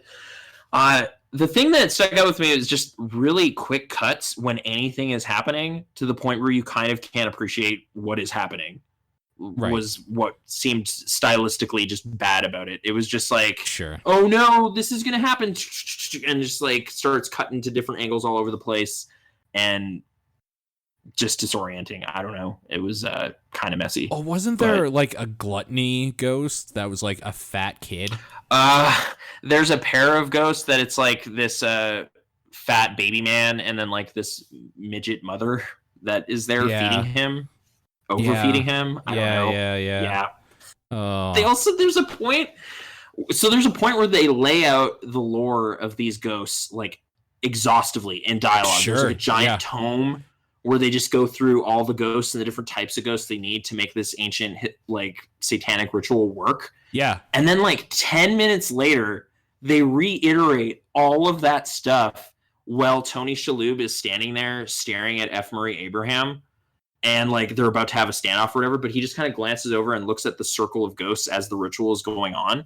And it just goes through the exact same list of what they are and what their role is, culminating in him realizing that there is a 13th person and it's F. Murray Abraham and he's not dead. So then he takes off his glasses and then they fight. But it was just like so unnecessarily like pandering of just like, you weren't paying attention earlier, we know, so we're just going to go over this again. Also, we're like way shy of 90 minutes, so we need to get there. There's there's a couple scenes where they're just like panning through the house. Like it's just like B-roll of them going down hallways and stuff. Like there's no scene here and there. Like, I don't know. It was a mess, but I had a good time because it was a early 2000s schlock fest, I guess. It was doing what it was supposed to. Let's talk some early 2000s schlock fests. Okay. Are these all... I mean, I'll give you one more because it's late 90s, but it's the same Dark Castle production, whatever. House 90s. On Haunted Hill. Yeah. Okay. Yeah. That was late 90s? I thought that was 2000. It might have been the year 2000. Because I would have been 14. Okay. I think. So maybe you're right. Maybe it was 2000. Or was I 13? There's this Marilyn Manson song in it, but I'm told it came from a few years earlier, so that's not even definitive. Like 1996 album. Yeah, no, Jeffrey House on Rush. Haunted Hill, the remake of it. The remake, yeah. Yeah. I mean, both of these are remakes of William Castle-directed films from the 60s? Right, I guess? Mm-hmm. Or late 50s? I never saw the original 13 Ghosts, to be honest. Yeah, me neither. Like, we just... Like, it's, like, again, kind of just like... this is the era of awareness or whatever. So I was like 13, 14 during this time and knew about these. Yeah. So I've kind of secretly always wanted to see them. Like, it's like... Oh, was this your first time watching them? This was my first time watching both of these, yeah. Oh, man. So... Okay. It's just kind of like I'm down at the movie dome watching Mummy Returns or something, and then the 18A theater is playing 13 Ghosts. I'm just like, oh, dude. Right. What mysteries are happening behind this door? I will find out in 2017. And I did. So let's talk about House on Haunted Hill and how it has one of the things that is like a horror trigger for me, and that's things that move unnaturally fast. Like the final creature thing, or what? The doctor specifically, he like does this weird shaky motion and like the tapes or memories or whatever. There's a total Jacob's Ladder type moment, dude. Where Yeah, I hate it. That was a trigger you hate for that me. Effect? Yo, I'm wondering if like my fear of like that and like cameras specifically comes from like watching this when I was younger. Okay. But yeah, no, there's totally a moment where a dude's behind a kind of fence, wall, kind of a grated door, and he's flipping around super unnaturally fast and whatever. Well, is it Jeffrey Combs? They see the doctor on the videotape as well. He does like a fast shake thing, and then he all of a sudden has like a saw or something. I can't remember. He has something in his hand that wasn't there before. Okay.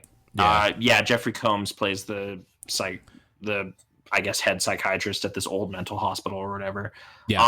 I guess the premise is Jeffrey Rush is the head of this. I guess I didn't explain the premise of 13 Ghosts really, but for this one I'm going to because I liked it. Sure. I'm so glad you liked it. That makes me happy. Yeah. Okay. Jeffrey Rush is known for his kind of trickery in the amusement park business. Like he kind of makes amusement parks and crazy elaborate rides and stuff with kind of fake out. Like, oh no, the elevator's falling. No, it's just a screen. I tricked you. Right. So he intends to invite a bunch of people to this mental hospital for, I guess, just a night of terror. I don't really remember. I think it's Halloween night. I'm pretty sure it's Halloween night because why wouldn't it be? Well, I mean, he offers them money to spend the night. He offers them $1 million if they're able to spend the whole night. Yeah. But the thing before that is someone hacks the list and changes it. And it's not the people he intended to invite. So he's already being played while this is all going on. And Famke Janssen and him are married and they hate each other and they're trying to kind of Chris Kattan that does that? Chris Kattan is in there. He's kind of hosting, like he's the tour guide for part of it and kind of the most cynical person past a certain point. But isn't he the one that altered the list? I can't remember, honestly. It's been a long time. Oh, man. I think their explanation for why the list was changed was like ghosts hacked the list because they were like in the electronics. You know what? Yeah, that's better. I think the asylum tricked everybody into coming there, and of course, it's great. The final reveal of like the evil within the asylum, I really liked because it's such a crazy looking special effect. Like it's not quite like CG fakery the way a lot of effects from that time period are, like where you're just like, oh, the Mummy 1 looks terrible. You can never watch it again. This is like, what the hell is that? Like, it's just this weird ink blot looking thing made of like hundreds of people. Like, it's like a bunch of souls, I guess, of all the dead people in the asylum. Yeah. And it's kind of just this weird looking black mass of evil. And there was one shot I loved so much, but they never really followed up on this idea. It's just kind of a one-off thing, but I still thought it was great. It was just like, oh no, the asylum is alive. And then this door frame has like teeth and a mouth, and it's just like a living thing. Right. For a brief moment, I was like, that's fucking great. And then they just run away. Like you don't really get to see a door eat anybody or anything, but it was just this like zany final act of running from this impossible evil and all this kind of stuff. Because for most of it, it's a lot of like who done it and like people betraying each other. It was almost like Clue or something. For sure. It's just a lot of double and triple crosses and kind of faking out like whether or not a ghost killed somebody or you just murdered somebody and all this kind of stuff. Like there's just fun like who in the cast is going to die next and all that kind of stuff. It was a fun ride. I actually thought that movie was entertaining and more slickly made than 13 Ghosts. Like there was none of the fast cuts, disorienting things. It was just, this is just a well-produced movie. It's kind of dumb, but I don't know. I want to see the sequel, okay. Return to House on Haunted Hill. So bad. Was it what? I want to see it. Direct to DVD like 5 years later? Yeah. Okay. Yeah, pretty much exactly. I can't speak to that. I don't know how that turned out, but the two I've mentioned so far, I think were both like co-executive produced by Robert Zemeckis. Like he was kind of just part of this Dark Castle horror stuff, right? For a few years there, and yeah, these were kind of the result of that. Yeah, but that the last one I watched was Final Destination, so just the first Final Destination. So that makes sense. Ali Larder's in Ali both. Larder So. is in both of them. Yeah. That movie, I still generally like those movies. Okay. But the first one's kind of slow. Like it's very slow. Not as much happens because they're still kind of establishing this whole formula, I guess. But yeah, I mean, kids are gonna go to France. They don't get on the plane at the last minute. It crashes and explodes. And then Death is trying to kind of balance his book or whatever and get after them. So just kind of Devon outrageous. Sawa. Devon Sawa, wasn't it? The main character? Is the main guy? Yeah. Yep. He's the kid with the premonitions and stuff. Tony Todd has like one great scene where he's just this very ominous Undertaker. Just like, I'll see you later and whatever. Like I don't know. I feel like that was put in later or something. There was a great special feature on the DVD where they're extremely transparent about the like audience testing process and how they changed the movie to be as entertaining as possible. Like, interesting. So it's just kind of, they had this totally different ending where it was Devon Sawa and Ali Larder hook up at some point and she gets pregnant. And at the end of the movie, she has a baby. And that's the only way you can escape death is having a kid. Boo, said the audience. So they said, okay, fine. They go to France and another death trap happens, and that bully character that nobody likes, he dies. Yeah. Like they just kind of pandered directly to what the audience wanted, and it's probably better for it. I don't know. Probably. Oh yeah, he Devin was gonna die with the electric wire in the electric cables flailing around and like attacking the car. He was gonna like get cooked in that scene, but people didn't like that either, so they cut that out. But they had finished effects and everything. Like they show it. It was there, but they just decided to back out. Story integrity was not important. It had to be as entertaining as possible. Have you seen all of those movies? Yes, I have. Okay. I think the second one might be the one I've seen the least. I think I might have seen several of them multiple times, but the second one has my favorite death in it. Is during the car wreck stuff, or is it later? Like it's late. It's when the kid. I remember there's a gun. I think they're just straight up pointing a gun at each other and pulling the trigger at certain points because they're like, "No, you're not next, so it won't work," or something. Like they're psyching each other out. No, one of them gets crushed by a giant pane of glass. Yeah. Okay. It's real good. There's a really unsatisfying glass crushing in 13 Ghosts. Like this kind of lore familiar ghost hunter lady gets like pinched between these closing walls, and it just kind of like CG morphs her face a bit. Like there's no Yeah, that's gory dumb. payoff at all. It's just kind of I got squished. Like it just looks really kind of cheesy. The guy getting in Final Destination 2, just like being crushed by glass, is super bloody. It's really good. He just disappears under it. It's dumb. Like, it's actually fucking stupid. It's so good. Those movies are sort of trash. Like they're just totally pandering to just this like you are just watching teenagers die in horrible ways. Like there's not even a killer behind it anymore. It's just all those urban legends about like putting metal in the microwave or whatever. Like that's not an urban legend, but I mean the worst possible scenario of these mistakes happening. I mean, have you seen the movie Urban Legend? That was around that time period.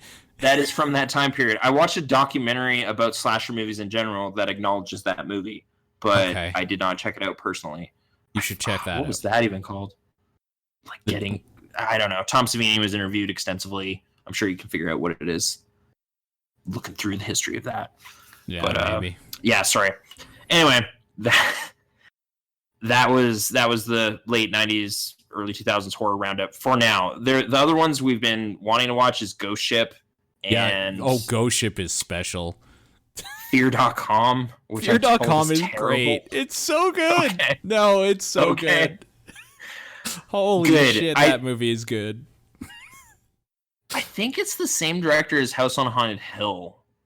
Now that like I was looking through this stuff when I was doing that, and I was kind of surprised because it is not well regarded. People hate it, but I'm curious about it. For what you're going for, it's great. It's perfect. You're not going for actual horror movies if you're watching these. No, I don't need to be scared. I just want to see dumb stuff. You're totally right. Like, it is the same dude. Okay, perfect. Amazing. What's his name? I guess since you're looking at William Malone or Maloney, however you want to say it. Yeah. There you go. Horror auteur. I know he did a Masters of Horror episode as well. This is really in my wheelhouse because not only is it around the same time you're talking about where like you're really forming opinions of what things you like and whatnot, it's also the period of time that I was super into horror movies and like this type of schlocky shit. So I've seen all of this stuff. That's what was in the multiplex. Yeah. I've seen like all this shit, like House of Wax. Do you remember that one? Oh, I mean, it was the only thing I would ever hear about. It was Paris Hilton dies. That's the thing. That thing. But you're right. That does happen. Is that a remake though too? That's a remake. Yes, right? It is. Yep. Okay. Is it Dark Castle also? I can see that. I could look it up. It's not that important. Okay. But do you remember is it good? No, but it has. Okay, but is it the type of bad we're talking about?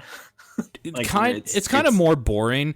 The best part about it is how like this stupid like museum, I guess they're in or whatever, is like melting at some point, and like the stairway is like falling apart under their feet because it's made of wax. It's stupid.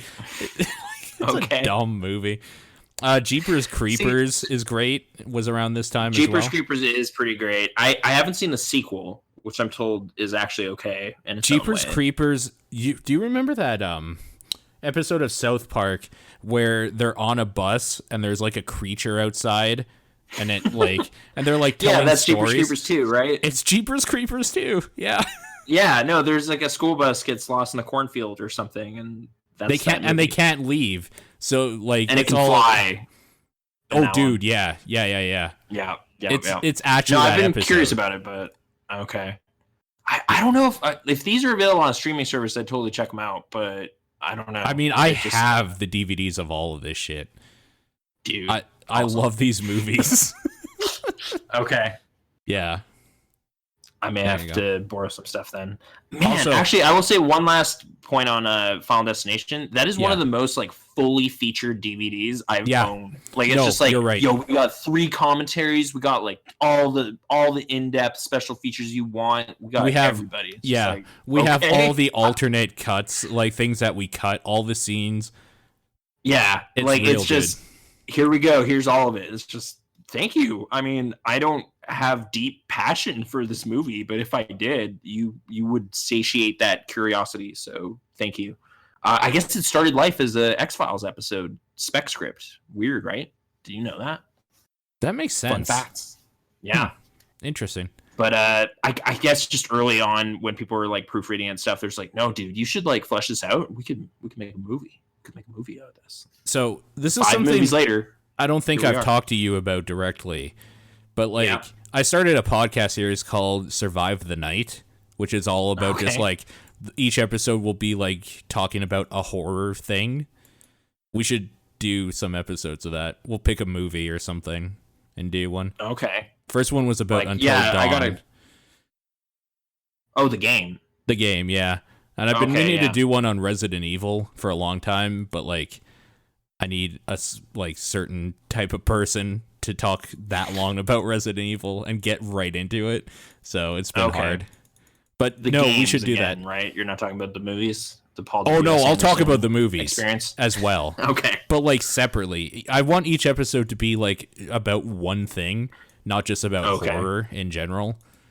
Right, so we should do a few like of those. Hey, if you're doing like a Final Destination episode, I'll brush up on those and chime in. Right. I mean, we could just pick a movie we each haven't seen for a while and watch it at the same time. You know, the Fear.com episode. Important stuff. Like I would love to talk about Fear.com on a podcast in depth. All right. We should do that. Do you own that one? I do own that one. A pack has been made. I'll have to go through a box, but I'm sure I could find it. Everything's in alphabetical order. So awesome. Yeah. That's the movie roundup, I guess, really for now. The past couple weeks. Has there been any like multiplex stuff you've been checking out or? No. The thing that I've been interested in is John Wick 2. I just haven't gone to see it. Okay. I'm told many people get shot, and it is well put together. Did you like John Wick 1? Not especially, but it was also a weird thing because I double featured it with Nightcrawler and really liked Nightcrawler, so it was like immediately overshadowed in my head of just like, there was that action movie, whatever, but this movie, and yeah. Then when I started encountering people being like, oh yeah, it's one of the best action movies ever made, like I just started getting angry at them. Because it's just like, what are you talking about? I mean, it's true, How though. can you even feel that way? You probably shouldn't have seen those two movies at the same time. They were out at the same time and both had really positive Rotten Tomatoes meters. So it's just like, hey, let's just go watch both. And I felt one was justified and one was, he's got a dog. I don't know. Yeah. That dog dies real early. Maybe that's the thing. Maybe it's just a simple thing like that. Like if it was a cat, I would have been completely on board. You know what? Oh shit, you better go kill those guys. You gotta kill all of them. I would actually turn the movie off if a cat died. Like they should just do an alternate cut for cat people where it's just like, you didn't think the motivations made any sense at all? Okay, well just there you go. It's like, no, now I'm totally in. I'm totally in. I actually like your movie better already. Yeah. They just chose the wrong animal. Like that's just, easy mistake, but whatever. I mean, you could do one for bird people, but come on, nobody likes birds. Like they're loud. Like you'd almost be relieved when the bird dies. So that wouldn't work. It just wouldn't work out. Right. Whatever. I'm sure we talked about John Wick on this podcast. I think we did. I'm sure we did. So listen back, see all the vitriol when it was fresh. Game wise, the only one, but it's been a kind of big one, and I guess it's a thing that's just been part of the conversation out there is Yakuza. However, I've been playing Yakuza 5, not Yakuza 0. Okay. Why 5, first of all? Because I had it. Okay. Because PlayStation Plus, like it was just the most recent Yakuza game that I had access to. Yakuza 5 is actually the one Yakuza I can't picture the like front cover of, and I don't know if I've ever seen it in a store. Whereas the other one, that's the thing. I think it was only head. Virtually released because 3 and 4 didn't do especially well in North America, so they only released it digitally.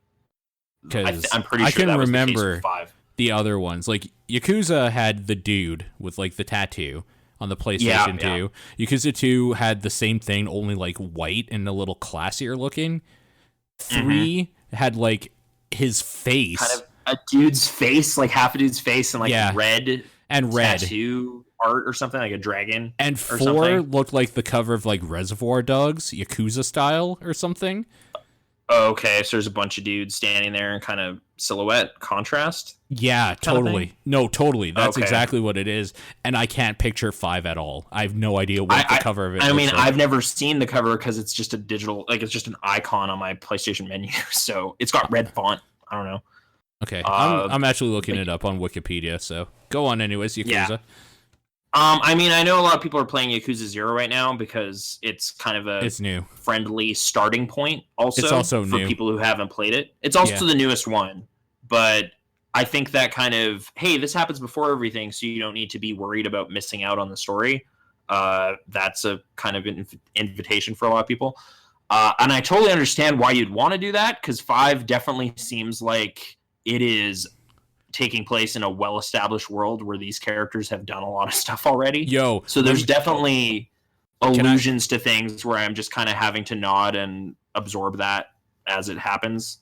But okay, sorry, what were you? Can I read you the synopsis for 5 that they have here? Because you're right. Even the synopsis is like, well, you played the other 4 games. No problem. Yeah. The synopsis is, in December 2012, the 7th chairman of the Omni Alliance is on his deathbed. His death would end the truce between the Tojo clan and the Omni Alliance, leading to a war between the clans.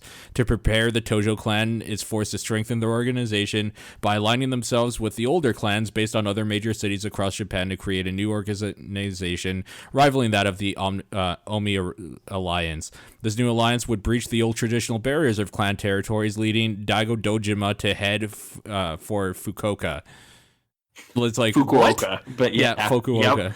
No, dude, like it's just, you just gotta jump in if you're gonna jump in at game 5 and just let them tell their story. And I've been trying to figure it out, like this shit as I'm playing it. This shit has happened, deep, and I love it. Yeah, but it's like you're jumping in on like season 5 of a show.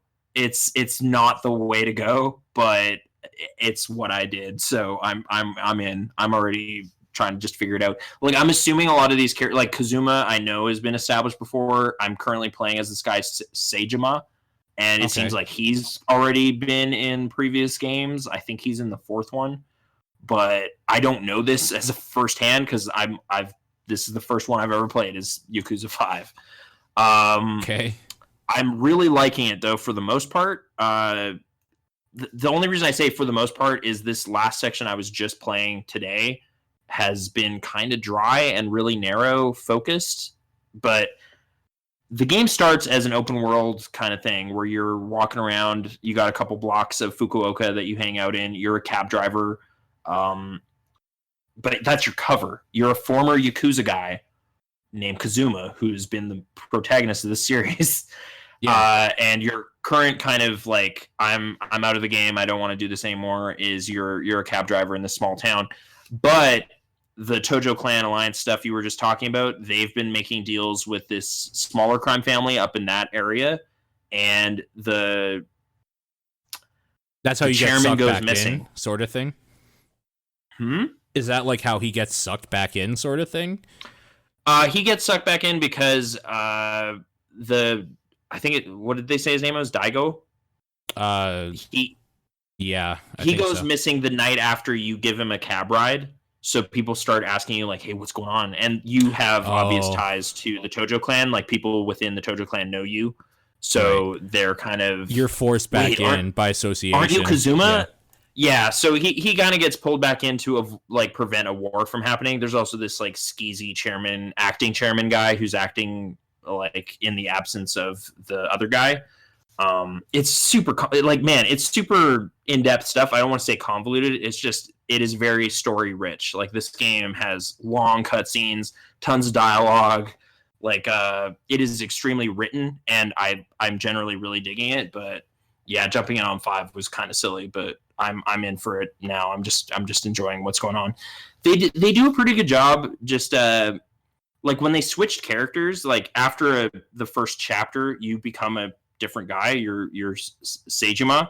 They do a really good job establishing what that guy's all about in like one cutscene, where him and his like brother, I guess, brother in arms, really, are just eating barbecue, and he's just explaining why he has to go back to prison in order to become a better person. or like has to go to prison in order to like just become a better man and be worthy of becoming a lieutenant and all this kind of stuff. And it's just like, this is such a well written scene right now. This is kind of crazy, but this is great. And then you hit the streets and you have a totally different fighting style and all this kind of stuff. The thing that I was kind of not enjoying as much is the character goes to prison and there's not really a lot to do. Like it kind of just becomes almost a graphic adventure where you're just talking to different NPCs and they're kind of pointing you towards another NPC. It becomes very limited in scope. Whereas the first section is kind of open world variety. Like you're able to just kind of go shopping or go check out a hostess club or go pay off your debts or rather go pay money to this orphanage that you've been sponsoring because that was what happened in 4, I guess, is you own an orphanage. I don't know.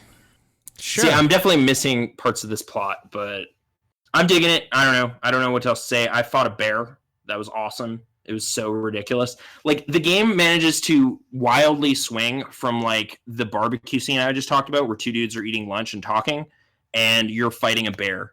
Like it makes it work somehow. Like it's great. The way they manage to find absurdity and make it work for them, I'm kind of impressed by it. So, sorry, it sounded like you were going to ask me something.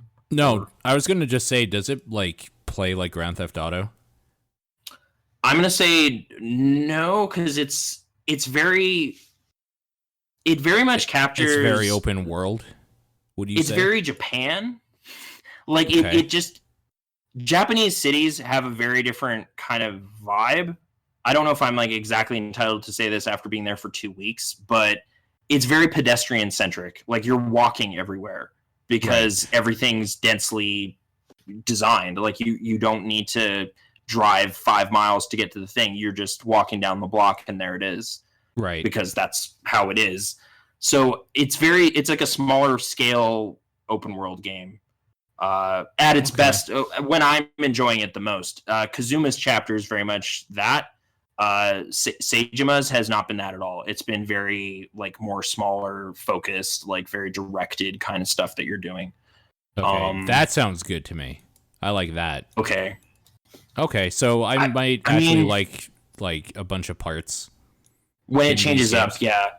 The thing is, I don't feel like even during the open world stuff, you're necessarily obligated to do all the side stuff. You can just go right to the next story beat. Like, it's just there pink on your map if you want to just keep going with the story. So it's not like Sleeping Dogs then. Sleeping Dogs is more like Grand Theft Auto. Do they kind of gate your progress with that stuff? Like, you need to wade into the world a bit more? I don't actually remember. I mean, I remember beating it, but... there's a lot less driving. There's a lot less navigating the worlds in this game. Yeah. And there's tons, like the stuff I really like is when there's like just goofy mini games or like small stuff on the sides of the, like it just kind of makes the whole experience richer when it's just, you can actually go into this restaurant and buy some food. That's the one thing I'll say is this game, I don't know why. Okay. This game makes me very hungry, like playing it. Okay. Because there's just a lot of food available at all sorts of different places at all sorts of different times, and it's like I wish this was the case here. Like you could just walk across the street and go buy a beef bowl at 4 a.m. You can do that there. You can't do that here. So it's just kind of a bit of the wanderlust. I mean, you can do that in like any real city. I'm sure you could do that in New York.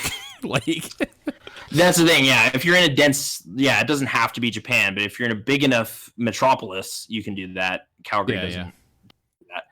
Your options become extremely limited past midnight, let's say. It's like, do you want to go to Denny's or the Blackfoot Diner? Maybe. Like, there's not a lot you can do. You get that McDonald's breakfast all day. That started the other day. Yeah. Man, I went to A&W. You can't get chubby chicken pieces anymore. Really? Wasn't that a thing? Couldn't you just get, like, fried chicken? Yeah. It's like, just chicken strips now. Oh, okay. Or chicken sandwiches. Yeah, they seem to have scaled back. But anyway, But their chicken takes Yakuza. so long because they don't have it ready. Like, they make it when you order it, so you're just waiting for them to make chicken. I know, but I was just like, I could just go for some chicken, and they let me down. Holy shit. Like, down your street, I know. you have I have way better chicken options near me, but I was heading in that direction. Okay. Like, it was just the most convenient thing to do.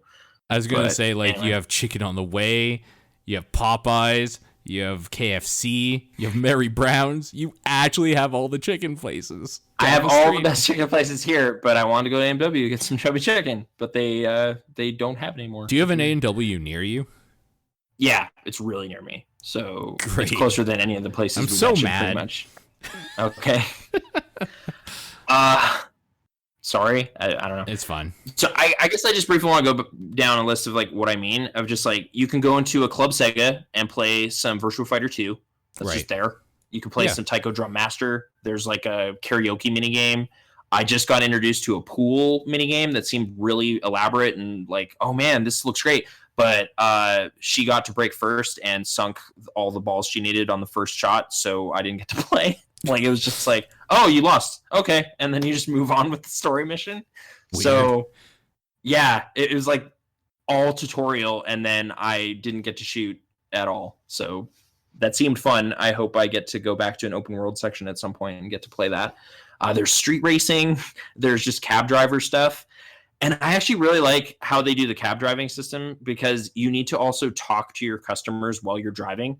And they grade you on whether you're using turn signals or not. So you'll get like subtractions if you took a turn illegally. Like it's probably the most strict driving I've ever seen in a game like this. Like even Mafia doesn't have that kind of no, that sucked. You shouldn't have done that. Like it's great. It's great if you like that. That stuff's also sort of optional in that is Kazuma's job that you do to get money. If you don't feel you need to save up a lot of money, you don't really need to do a lot of those cab driving missions. Gotcha. Okay. I feel like, actually, yeah, they seem to structure it in a way where there is a clear point in the story where it's like, hey, there's going to be a big conclusion soon. If you want to do any of this side mission stuff, you should do it right now. Like, it pretty much tells you that. So that's when I went back and did a bunch of street racing and all this kind of stuff. And I'm glad I did because I didn't know it was going to not on this chapter, but you are no longer playing as Kazuma past that point. I don't know if we're going to revisit him or what, but this is all new to me, like the way these are structured. But yeah, I generally feel pretty positive about my experience so far, but I don't know. I don't know, like, if the open world stuff, I don't want to deter you from it because it has that in it. But it's very story focused, like story first. Open world is just kind of one of the ways they do some of that stuff. Yeah. I mean, sounds fine. Okay. When that's not like the whole focus of everything. I don't think there's any just dumb collectibles and stuff like the CDs and Grand Theft Auto or the pigeons or anything. Like they don't care about that kind of stuff. Like the spots you have to tag in San Andreas with your clan tag. It's not really interested in using the open world for that kind of stuff. It's kind of just a hub for things to happen, but also just give you a variety of stuff to kind of just live in. Like you have your apartment and stuff in the first chapter. Mm-hmm. But I really dig that stuff. So it's kind of like the things I was saying I liked about Mafia 2, it is that, but much more so and much more densely focused. And like that stuff's been really, really appealing to me. There's also a ramen mini game where you're serving ramen to as many customers as you can. I love ramen. I was the ramen king when I did it the one time. It was great. Nice. Oh, and one of the stores, like there's some actual Japanese brands in the game too. Like Don Quixote is a like kind of department store there. It's almost like Dollarama done way better and way bigger. It's like these crazy 10-story buildings or whatever. They have one of those in there. There's also like Boss Coffee vending machines everywhere. Nice. You can't actually use them though, like which seems kind of annoying. You can't just walk up to a vending machine and use it for the most part. They're just kind of set dressing, I guess. Yeah. That's too bad. But yeah. But generally speaking, like it just kind of has a really cool, like accurate look to it. It's very detailed in a small kind of scale way for the city streets and stuff. A lot of pedestrians walking around, all that kind of stuff. It's cool. It's a cool series. And there's a bunch of them. I don't know what the Dead Souls spin-offs are all about. There's like zombie-centric games. Yeah. As well. I don't know. Yeah. I don't know much about that at all. But yeah, I know that exists. Yeah. Okay, so any kind of video game stuff you've been getting up to that you want to touch on here? Or not really. Right now, just kind of waiting for Horizon Zero Dawn to come out Tuesday, and then Breath of the Wild to come out a week from when we're recording this on Friday. Yeah. So 2 big open world kind of things. Yeah. This Are week, you worried that you're... Hmm? Wait, so do you like the Far Cry structure of open world stuff? I do to a point, and then like I don't usually finish Far Cry games. So okay. I'm hoping that like what Horizon Zero Dawn will give me is enough intrigue into like why this world is this way that I'll go through it. Okay. So that's what I hope for that, and I hope the hunting and stuff is kind of fun because I really like that part of Far Cry games, like the finding like where an animal spawns or whatever, and then like hunting it and all that sort of stuff. I like that stuff, so I think the upgrade trees and all that kind of stuff. Yeah, I like that stuff for sure. I'm worried about Zelda. Like I actually am, because ever since they said it'd be a big, expansive open world thing, I was like, oh no. So I hope it's good, but I mean, I can't not play it. I have a system that it'll run on, and that's good enough for me.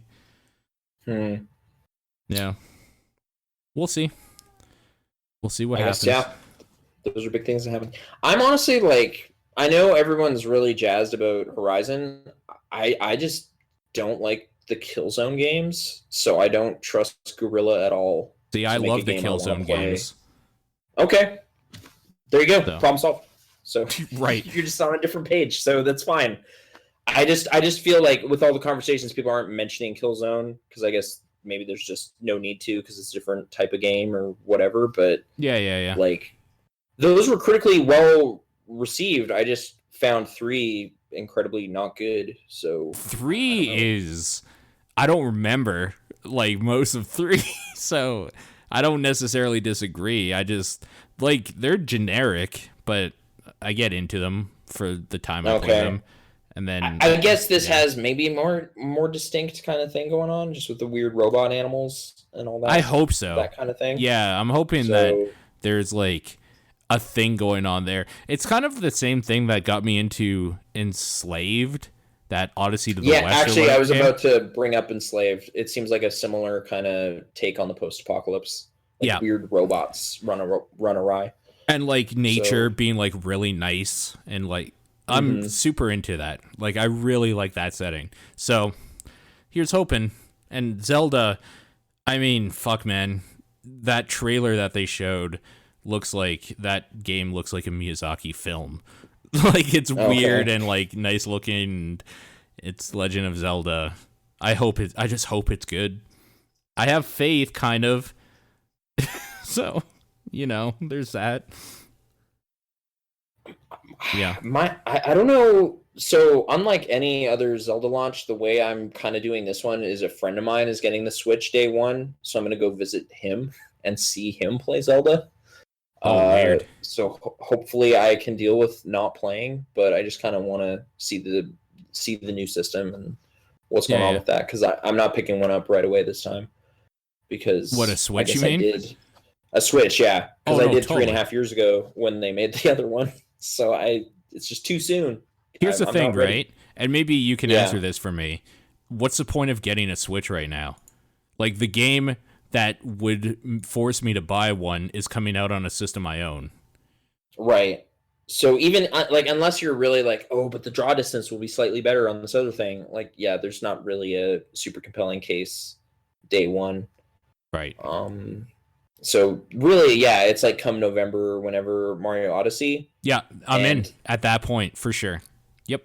That's the thing, yeah. I feel like with this launch, I feel I can wait around for the first, like, oh, it comes with a game, an extra controller bundle or something, like, Yeah. whatever.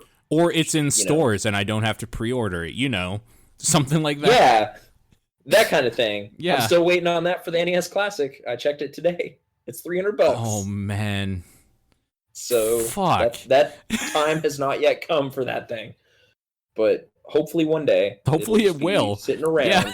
and Yeah. I can play Metroid finally. Oh But man. yeah, we'll see. So the special segment, never before done, that I want to lay on you this week is it's year 2017, It is. and I kind of started realizing, sort of again, what we were talking about, where kind of your memory circuits kind of came online in the late 90s, so a lot of stuff left an impression on you Yeah. that Okay. from that time frame specifically. And now it's going to be the 20th anniversary for all of that stuff. So I just kind of want to go down a list of films that are going to celebrate their 20th anniversary this year. And some of them might be meaningful to us, some of them might not, but I just kind of want to go through the, like, I kind of chose some favorites. So 97 is what you're talking about. 1997. Yeah. I didn't choose stuff from the first couple months just because that's already gone past. But okay. So number one, this might be, your feelings might have changed in the last 20 years for this movie, but Chasing Amy is going to be celebrating its 20th anniversary April 4th of this year. Okay. Yep. Volcano, April 25th of this year. Does that mean Dante's Peak as well? Dante's Peak was also this year. I've never seen that movie though. Well, so what better time to start than 20 years later? Yeah, 20-year celebration of the Volcano year. I don't know what month that one came out, but you're right. Pierce Brosnan, Dante's Peak. We got another Pierce Brosnan film on here later. So, Batman and Robin, the notoriously bad Joel Schumacher, Arnold Schwarzenegger. Yo, George whatever. Clooney. When that hit, I was younger and I liked it, so I don't care. I saw it in theaters like 3 times. Ice puns, dude. I watched it on video. That one I missed the theater run on that. That was June 20th. I also have some box office stats for some of these. That one made $238.2 million. But it cost $125. Damn. So all right. It was quite the hit they needed. Nick Cage classic Face Off, June 27th. Yep. I mean, I got that for my birthday. I like that movie. I think it still too. works. Okay. Yep. It like tripled its budget too. Just fun fact. Men in Black. That's probably one of my favorites from that year. That was July 2nd. That was a monster hit. I watched the third one actually in the past couple weeks. Again, yeah. It's okay. It holds up okay. They spent way too much time developing that thing though. Speaking of Miyazaki, Princess Mononoke, but I couldn't find the U.S. release for this. I guess it got a limited theatrical release here, but it was July 12th in Japan, and was one of the biggest hits for them. Actually, yeah, it had the record for biggest box office hit in Japan until another movie came out later that year. I will save that one. See if you can guess. Okay. So George of the Jungle, July 16th. I primarily bring this one up because there's been a weird, like, Brendan Fraser's great. What are you talking about? Resurgence on Reddit lately. So what? That doesn't make any sense. Okay, so you're out of the Reddit loop on this one. It's because he's not in the new Mummy movie. They rebooted the Mummy with Tom Cruise. A certain segment of the world out there is upset about it. However, I just, like a brief aside, I feel like you need to show your ticket stub from July 16th for George of the Jungle in order to be a mod for that sub. That should be one of their rules, because otherwise you're not legit. Like, you weren't down. You weren't down from day one, so get the fuck out. Do you have it? I don't know, but I also don't claim to be a Brendan Fraser, like, super fan. Well, I mean, I saw that on I'm not trying to call you out or anything or out you. Yeah. I'm just saying. No, I'm just saying they should have high standards for their level of fandom. I feel like a lot of people probably didn't check out Furry Vengeance, They don't know what they're talking about. Air Force One, which I actually watched quite recently, July 25th. So I like that movie, actually. So does Donald Trump. Fun fact. It's one of his favorites. You know what? He uses music from that score, like during the campaign. He was using like bits from that score, which was weird. But sorry, that's one thing you got in common. Makes me like him a little bit more, I guess. Yeah. Hashtag I actually my saw president. that. They had the Flashback Film Festival where they were playing kind of old hits. So I actually saw that in a theater recently. That is a patriotic movie. Like, it's weird. Yeah. Some of the moments in that, it's just like, okay, this is so American right now. Perfect. Okay, here's one that I know we both watched it together somewhat recently, a couple years ago. Event Hobo with a Horizon. shotgun. Oh, yeah. Event Horizon. August 15th. How do you feel about that movie now? Because that movie is actually last time pretty we bad. watched it, it really wasn't as entertaining as I remember. It's actually boring, which is the biggest like problem for that movie. Yeah. It's not schlocky enough. It's not scary enough. It's kind of not anything enough. So I sort of agree. Yeah, it is not what I remember. We were watching it at work, and I was bored. It's like I kind of just want to do air freight. Like I kind of just kind of want to work. Yeah. Like, are you sure you don't have any more work to be done? Any more paperwork? Because this is kind of boring. Yeah, it was not. It was ridiculous. It didn't do very well then. So if you have a ticket stub for that, you might be the biggest Sam Neill fan. Like, maybe. I didn't see that in theaters. Versus $60 million is how much it costs. I saw that when it came out on video. Yeah. Yeah. I remember I had like a trailer for it, I think, on my Mission Impossible copy or something. So I would always see this little like short teaser for it, or like this mini trailer. Yeah. Okay, well that looks kind of weird. I guess I'll check that out sometime. Another box office failure that I maybe have too much affection for, but I think it's a good movie. Mimic, Guillermo del Toro. Yeah, August Mimic. 22nd. Wait, was that the Ben Affleck one? No, that was Phantoms. Yeah. Yeah, which was bad. I don't think that's a good movie at all. Mimic is like the weird bug creatures in the subway that can kind of look like a dude in a trench coat. Yeah. No, you're right. Like urban camouflage or whatever. It was the Mira Sorvino one. Yeah. Yeah. When she I was in remember stuff. just having a decent time. Like, I just thought it was kind of weird and entertaining. But it lost a couple million. It was $25 million off of versus a $30 million cost. So Miramax wasn't happy with that one. Kind of a big, like, it wasn't. They didn't technically lose money, but it cost so much it kind of doesn't matter. Starship Troopers, November 7th. I like Starship Troopers, man. That's a good movie. Good. That's a StarCraft movie. I think it's actually aged okay. Yeah, like they use a lot of miniature effects as well, so it actually doesn't look as crappy as it could have if they went a different way with it. Right. And just, weird war economy satire and all that kind of stuff. It's Paul Verhoeven. But yeah, it only $121 million and it cost $105. Okay. I didn't pull any box office stats for this one, but it doesn't really matter. Mortal Kombat Annihilation, November 21st. That movie is what I want when a video game movie should be schlocky. Because when it's fan servicey as hell. Okay. Which is like fine, but the fact that they made oh my god, what's his name now? The big baddie of like Mortal Kombat. Goro? No. Or Shao Kahn? Shao Kahn. When they made him just like a bald dude that wasn't even like that physically like intimidating, that wears like a plastic skull helmet. That was pretty disheartening. From Cobra. Like, it's the bad guy from Cobra is in that. Is it? Okay. I'm pretty sure. But yeah, Mortal Kombat Annihilation celebrating its 20th anniversary. So prestigious. Yeah. Not really. But, special edition Blu-ray and all that. Uh-huh. No. Alien Resurrection, which I brought up earlier, that is going to be celebrating its 20th on the 26th of November. That's cool. I found it was weird. The budget says it's 60 to 75 million. I don't know why there's a variance there, but it's quite a significant percentage. Okay, it is. What am I looking at? Okay, so The Blight That Is Matt Damon, December 5th. That was the year Goodwill Hunting, I think it says here in quotes. Okay. December 5th, 20th anniversary. I fucking hate that movie, so I had to throw some shade at it. The blight that is Matt Damon. Yep. All right. It became insufferable December 5th, 20 years ago.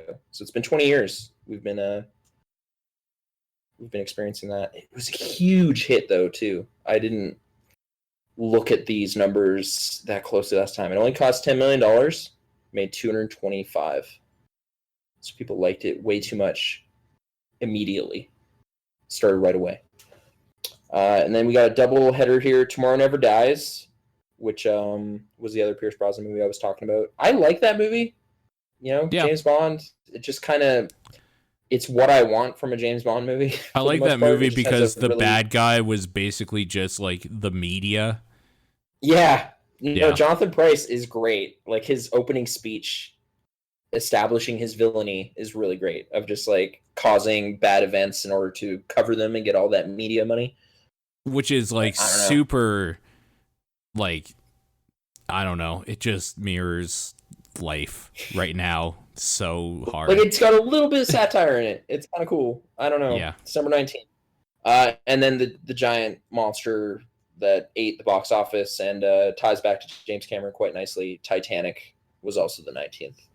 Sure. Made all the money that there was. It's just, yeah, $2.187 billion. And then finally, last on this list, Christmas Day, the Monk movie to end all Monk movies until this year, last year, Kundun, the movie that I talk about ever. Yep. You're the only person that has ever talked about that movie, so. Yep. The only one. So Christmas is this year. I mean, it was a big failure. 5.7 million, cost 28.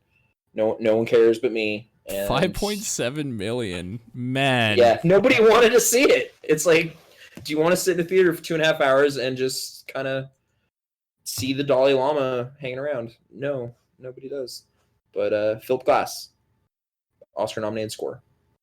It is probably the second best Monk movie that Martin Scorsese has made. But yeah, there you go. So a year of celebration, cinema mastery all year long. Yeah, I skipped a few. I mean, Lost World obviously happened in there somewhere, and Dante's Inferno, as we said. Is that a good disaster movie?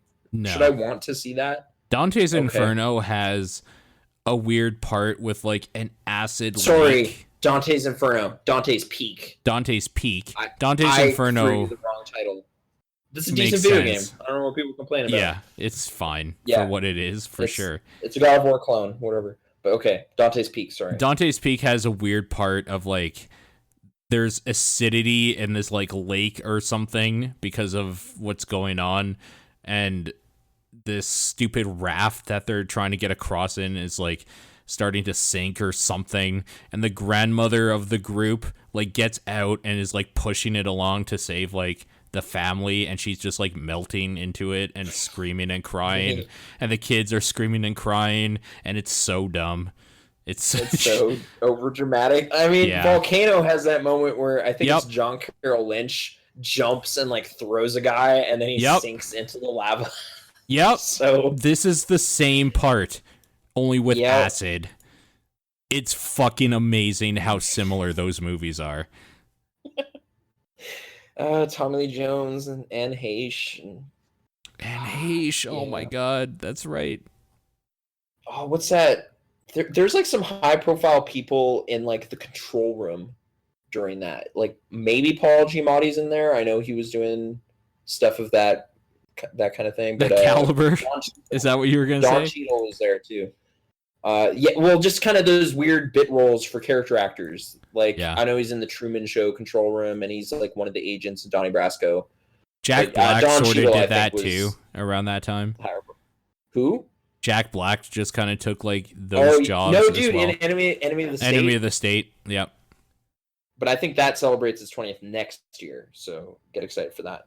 But I don't know if any like the studios are planning any special releases for some of these. These are probably too regrettable in some cases. No one's going to be like, dude, Event Horizon, finally. Like, no, it's fine. No one cares. Well, but maybe. I don't know. Maybe. Event Horizon, So- I'm sure, has a fan base. But I'm just wondering when the last time they saw that movie was, if it does. I mean, I felt like I liked it for some years, but then watching Totally. it again, it was a bit Disappointing of is the word that comes to a mind. wake-up call, yeah. Yeah. It's like, oh, this isn't as cool as I remember. But Right. anyway, that's all I got for episode 146 of the Pixel Response Yeah. cast. So hope you enjoyed it. I think that'll do it for sure. So yeah, Um, like, comment, subscribe. That's what kids say, right? Yeah. There's and check no out like, Discord comment, if or you wanna... there is a comment section. There is no like liking or subscribing to this podcast. Oh, I guess iTunes. I always just listen to like our podcast when I'm like cutting them or whatever through the site to make sure that they work. So I forget that you can actually get them on like Stitcher Radio. They're on like iTunes. You know, like stuff people use. Yeah, there's podcast ways to get this show. I forgot about that. Yeah. So yeah, if you want to review us on iTunes, that's cool. I don't know if we'll see it for a while. Probably not, to be honest. I don't think I even have iTunes installed. And, sorry for the Yakuza 5 spoilers, but it's like a couple years old at this point. So I mean, if you're in Japan, okay. it's very old. You're on that Yakuza 6 train right now. You totally are. Yeah. It's. I'm glad they're still releasing them here at all at this point. And I have plenty of catch up to do anyway. Oh, so you heard that they're releasing them, right? Again, the older ones? Like 1 and 2 they're remaking, or? I think all of them. Like, they're doing a bunch of reprints on them. Like remasters, or just putting out PS3 discs? Just putting out, like, probably, like, putting them, I'm guessing, on, like, a disc for PS4 or something, I would assume. Oh, okay. I guess I just know that a lot of Yakuza has been talked about, and I decided to jump on that train a bit and found it an enjoyable ride. So, well, that's good. Hopefully, that continues to be the case. Why didn't you go with Yakuza 0 though? Like, was it just because you own this one? I guess it's just I already have a couple of these, so I can get on board for free as opposed to buying a new game, and I don't know if I'll like it. No, totally, that's fair. I was just wondering. Conservative bet. Yeah. Yep. Cool, man. Save that Skrilla for something else. Yeah. Perhaps Zelda, but we'll find out. Anyway, so there you go. Rick and Morty, Yakuza, Alien Resurrection. Those are the highlights. Check those out. And get ready for Chasing Amy. Special celebration. We'll talk exclusively about that April 4th. No, yeah, exactly. That's fine. Bye. Maybe I'll give another look. But okay. And Yoga Hosers back to back. No, never Yoga Hosers. Just to immediately evaporate any good feelings I develop. Yeah.